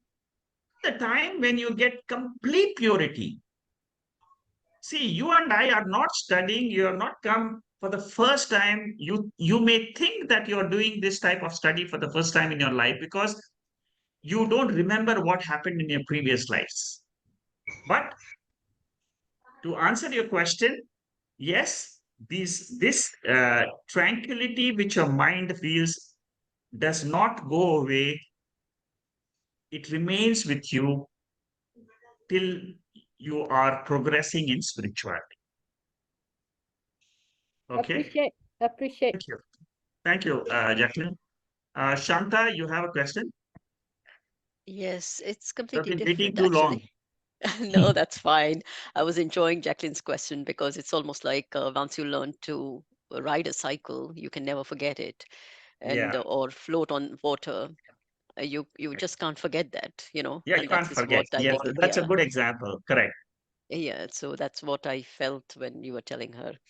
Um, my question is regarding this product Karyam and Karanam. Yes. Okay. So when you looked at when we say that Akasha is a product of Brahman and the whole world is in the Akasha, Correct. right? So it is just like how we talk about the Panchakoshas, where from Annamaya you have Pranamaya, and then you go inner and inner, and then you get the Atma point or Ananda. So for Brahman, the Panchakoshas are the five elements, and they are not layers in case of Brahman, because yes, Akasha envelopes everything, but within Akasha there is Vayu, and there is Agni, and there is all of that. Now, because we are also in that space, which is a product of Brahman, how can I have my individual Panchakoshas? Because I am already a product in a product. Is that making sense? That what I'm trying Yeah, to say? Yeah. you're So right. I'm a Uh, product inside a product, Correct. and therefore all this should not exist for me, because ultimately, I mean, just like Vayu or Agni, they are products of Brahman. So every being or this earth, everything on the earth is also a product of Brahman. So how Correct. is that you have Panchakoshas? You can't have Panchakoshas, I feel, because you are already, the Panchakoshas are already of the Brahman and you are Brahman. So therefore, where is, I mean, I'm just confused. How can I individually have the Panchakoshas when I am within the product of Brahman that is in space, and Brahman already has Panchakoshas of its own, or Good. Pancha Bhutas? Yes. See, what you have to, your question is about Vyashti and Samashti. Yes. What you should understand is there is one Brahman which Mm. is appearing as this Vyashti and is also appearing as this Samashti. Okay. One Brahman is there. There is only Mm. one consciousness. Yes. There is only one existence. But seemingly, it appears because of my sense organs. My sense organs are showing me Mm. totality, and the Mm. sense organs are also showing me individuality. Individuality Okay. is also experienced by me, totality is Mm. also experienced by me, Mm. but this is Mm. because of Maya Shakti. Okay. The entire Anatma, Mm. whenever you say Anatma, entire Anatma, be it Mm. individual or total, Samashti.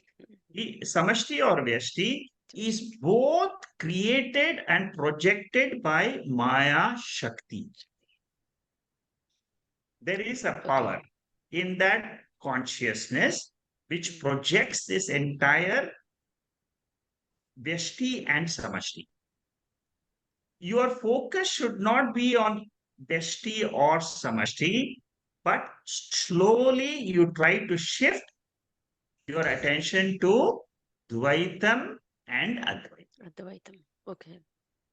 Subject object and lack of subject object. Try to shift from Vyashti, Samashti. You see in Mandukya, the whole analysis is on Vyashti and Samashti.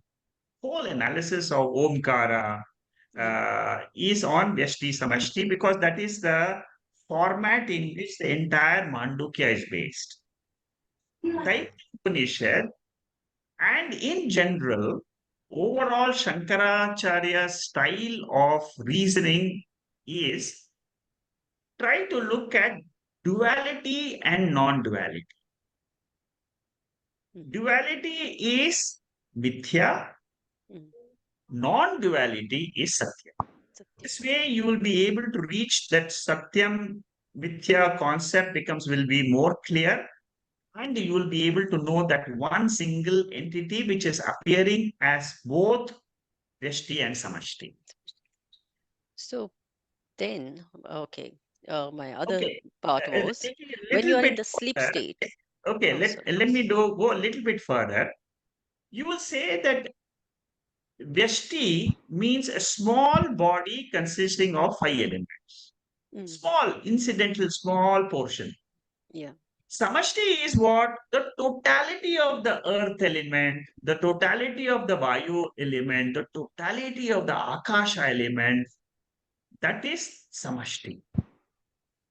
But Totality. I'm See, also part of that, correct. you You are know. a part. That is why in Mandukya they say you try to merge your individuality into samashti. That means your physical body, you try to merge with the total body. Yeah, total body. Yeah. Your And then subtle body, you try to merge it with the total subtle body, which is Hiranyagarbha. Hiranyagarbha. Yeah. and Similarly, cosmos. your causal body of Punya Papam, you merge it with Ishvara, and then you say there is no more Vyashti, but there is only Samashti. Samashti. Then what happens? You come at the causal level of Ishvara. Hmm. You see, gross, subtle, causal. So then you arrive at what? Ultimately, you say Ishvara is everything because Ishvara is the causal form of the entire universe. Ishvara is the cause of this entire universe. Then the Mandukya Upanishad says, don't stop at the Ishvara level. Ishvara level is only with reference to the world. World. There is another dimension to Ishvara, which is the Nirguna Ishvara, which is independent of the world that Brahman exists.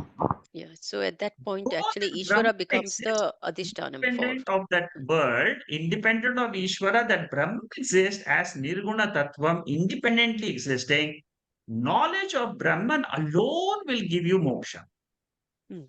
So yeah, so it's almost that what we learned in Mandukya, or as we are learning, Yeah. that Omkara is actually everything, and then we Yes. don't stop at Omkara because Omkara is only a adhishtanan for it's only a substratum for for the actual Brahman. So it appears as sound Omkara, but Yeah. actually that is Correct. also Brahman. Yeah. Or it's like a rope snake, or it's a rope where Omkara Yes. becomes a rope for understanding Brahman. Yeah. So in this, so now when I come to the sleep state, so a jnani, a jnani knows that he is Brahman. He goes to sleep, knowing fully He aware. does not go to sleep. He No, only he just retains in the knowledge of Brahman throughout your Jagrat, Swapna, and sleep. yeah, That but knowledge the of I body am sleeps. Brahman, Yeah. Jnani sleeps for the common man. Common man will say Jnani is sleeping, but for a Mm, Jnani, mm, he will say Aham Brahmasmi. I am always existing as pure consciousness. That's all. For a jnani, in his own mm, intellect, he will say, uh, even in the sleep state, I don't sleep, but I am that Brahman, which is the substratum for the whole universe. Therefore, his sleep state will be uh, spiritual sleep. It is actually not spiritual sleep, it is spiritual gross. awakening in sleep. Okay. So that means when So, a jnani's but body this, is this, but the this difference between the nirvikalpa avastha mm, of a jnani and a mm, nirvikalpa avastha of a ajnani, ajnani. both are the same. Both are enjoying nirvikalpa avastha. He is Mm, also enjoying advaitam, the sleeper.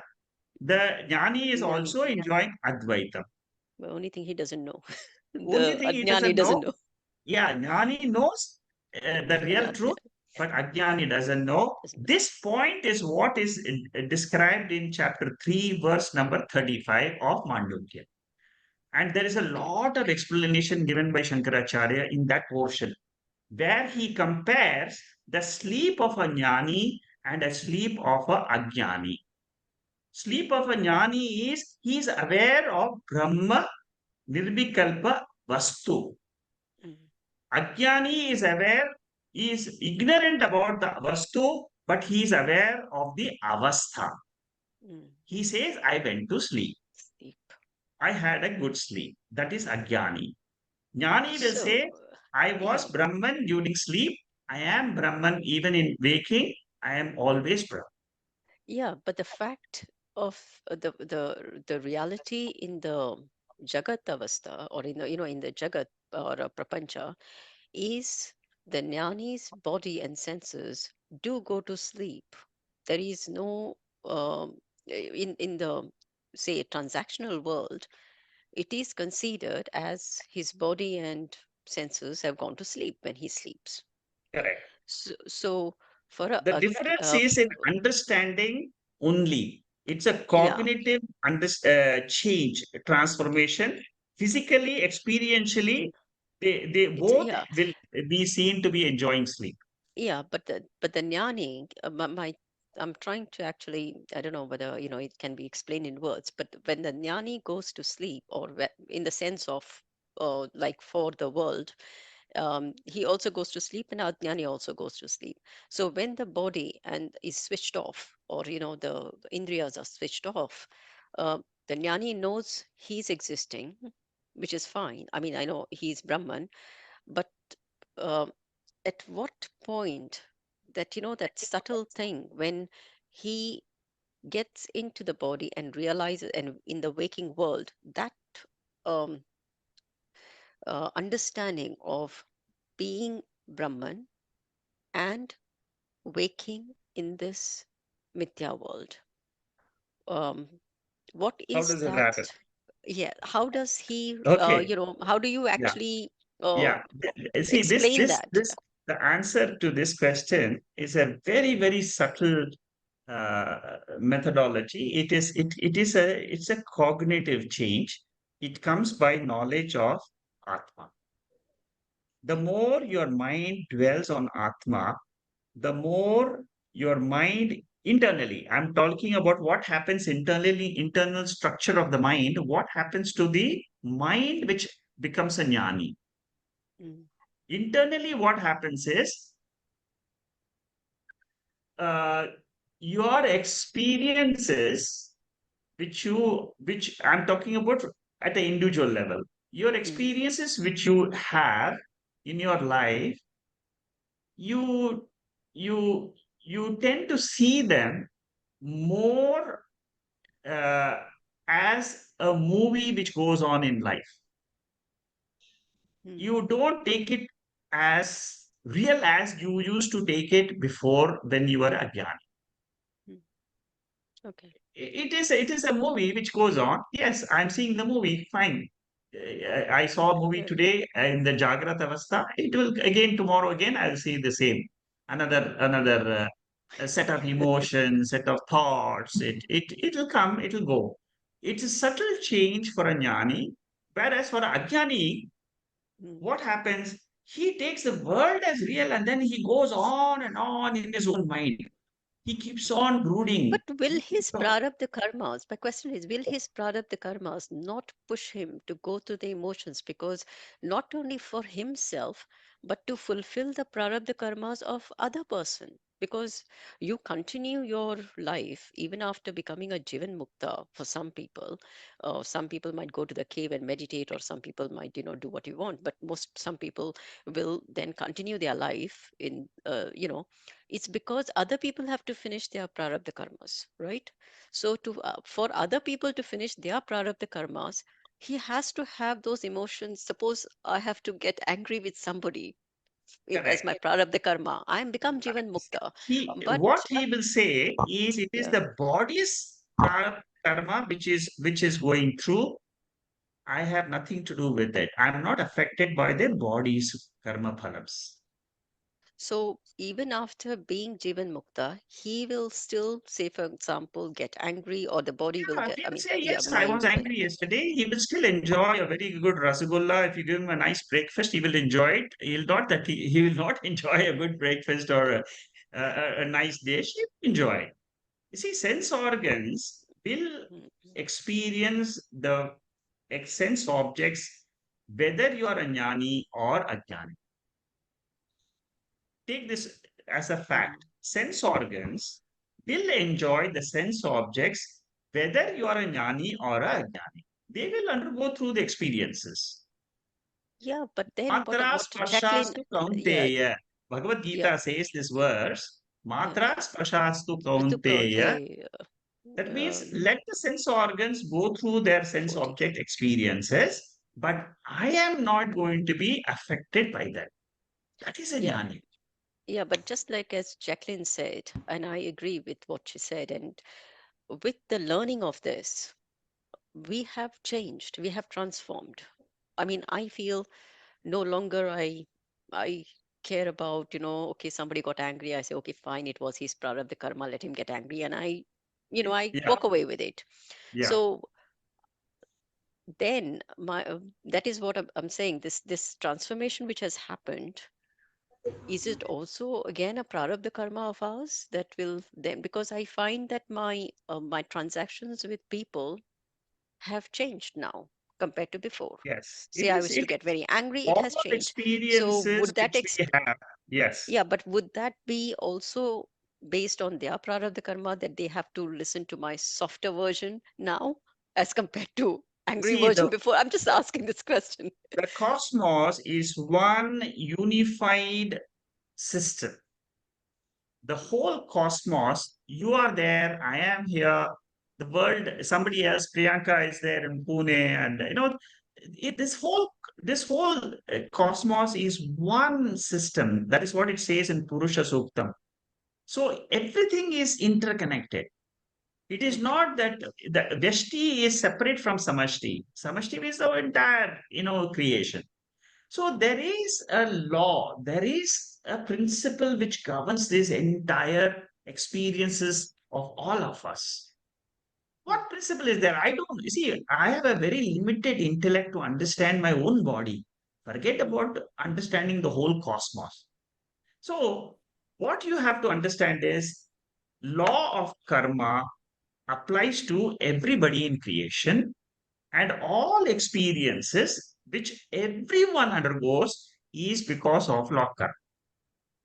I mean, it is a common Okay. universal principle accepted in the Vyavaharika state. Okay. That's it. It Thank is you. a common principle. You exist because of others, others exist because of you. There is a common connection between the entire cosmos. Now, this is at the Vyavaharika level. Yes, it is true.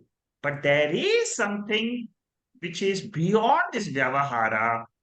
That is where your focus should shift. Slowly, you should shift from Vyavahara to the consciousness in which all this is happening, because that consciousness is eternal. Mm. And Upanishads tell me that that is my real nature. I drop this incidental nature of connecting my body, mind with the world. This is one aspect of my life, but slowly I transform and try to get more insight into my inner being. My Mhm. inner being is always content, it is always fulfilled. And Okay. the moment I learn the Upanishad, I get a small glance, a glimpse at that inner spiritual being in me. Once I get that glimpse, I don't care about what happens outside, because I'm always inside with myself, my Yeah. own true nature. Yeah, I think All your we have to get questions there are to more, know that. As they say, you see, ya all your pashati sa questions, pashati. That is yeah, what I remember. yeah, Only all your that person questions. knows. Yeah, all your Yeah. questions, Shanta, are more practical in nature, because I like your questions because you are trying to apply it to yourself and trying to see how transformation happens inside you, which is very interesting, because that's how a scientist always looks at it. See that I always say, look at yourself like a scientist. You're born today, you exist today. It's a new day for you today, and Mm. experiences are coming. Learn from those experiences and your knowledge of Vedanta. Every day is a new experience. See, especially when you get up in the morning, you feel it's so fresh. Your yesterday is gone, but you have a new day. Again, you go through some experiences in life, but you see all these experiences are mithya. Mithya means I experience it, not that it means it's non-existent. It means experientially available, but factually, because of the Vedantic knowledge, I can say factually they are not there. It's like the dream. I experienced the dream yesterday night. I don't deny that. But factually, is the dream there? No. So, in your own intellect, you start looking at fact versus experience. Experientially, the sense organs will show you Dvaitam. Mm. But what you will say, Advaitam is my nature. And what is Advaitam? Whatever I experience in my sleep state is called as Advaita. Okay. Thank you. Sleep is a very good example to understand Advaitam and Dvaitam. Dvaitam is Mithya. Advaitam is Satyam. Satyam. Keep this Dvaitam, Advaitam, Dvaitam, Advaitam, Viveka, keep making it in your mind all the time. And you will find that spiritually, you are jumping, in terms of you're leaping towards that Atma. Because Shankaracharya's teaching as an Acharya, he's brilliant, in conveying to you what you should study in Taittriya Upanishad. You should study. Ultimately, don't worry if you have not gone through, remember all the mantras and all that. What you have to take ultimately is Dvaitam real or Advaitam real? I am experiencing both. Each one of us is experiencing Dvaitam and Advaitam. Dvaitam means duality, subject, object. I am the subject, I am experiencing a world. That is Dvaitam. In sleep, there is no subject-object duality. It is all one mass of consciousness. Shankaracharya is asking you, is this duality Satyam or is this Advaitam non-duality Satyam? Yeah, it is almost, when you explain that about Purva Pakshi who says, I've got two facts or rather of Yeah, Dvaitam correct. to prove, and there is, you have got just one. But in science, we say if the possibility is there for even one, then that means that is real. Correct, Because yes. it cannot be the other bit, because there is, if, when people talk about uh, uh, recovering from very serious diseases or any of these conditions, and I feel if that possibility is there for that person, that means that possibility is there for every single person. It's just that we are not able to unlock it, and some people are able to unlock it. And it's exactly like how Advaitam, you know it is Advaitam is real. So people, if they accept it, then and become jnani, you unlock that knowledge. But those who accept Dvaitam will never be able to unlock that knowledge. Yes. And that is why I find today's talk, when you mentioned about it, it just reminded me that yes, because the one condition, if you can see Advaitam, that means the world is Advaitam. It cannot be Dvaitam. Hmm. Yeah. Because Dvaitam is coming from Advaitam. Advaitam, See, yes. and Dvaitam doesn't have independent existence. You see, that is the point. Yeah. Dvaitam does not exist independently. Have you ever experienced world without you? Never. No. Unless the But subject is there, then only Dvaitam is there. The second aspect, the world is there. mm, So Shankaracharya's, reasoning logic in the Upanishads is amazing. It's really amazing. thank you very much. Okay, we Thank you. had a very long conversation. I think we should Yeah. stop. It's almost 1 hour of, more than a Yes, talk. sorry. Yes. Thank you. Thank you very much for your time. Okay, so we'll continue next week on this Taittriya Upanishad. Thank you very much. Thank you. Namaste. Thank you very much. Namaste. Thank you so much. Very, very good session. Thank you. Thank you. Thank you. Namaste. Hari Om. Namaste. Hari ओम बाबू भाई आपका question आया क्या मिला Did you remember your question? So now I'm confused between the consciousness of human and animals or whatever.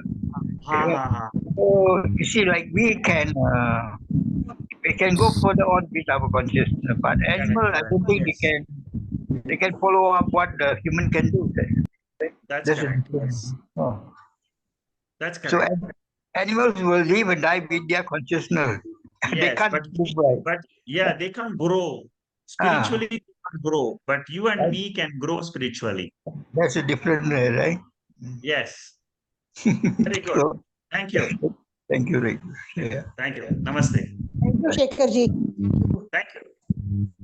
Thank you. Hari Om. Hari Om. Hari Om. Namaste. Namaste.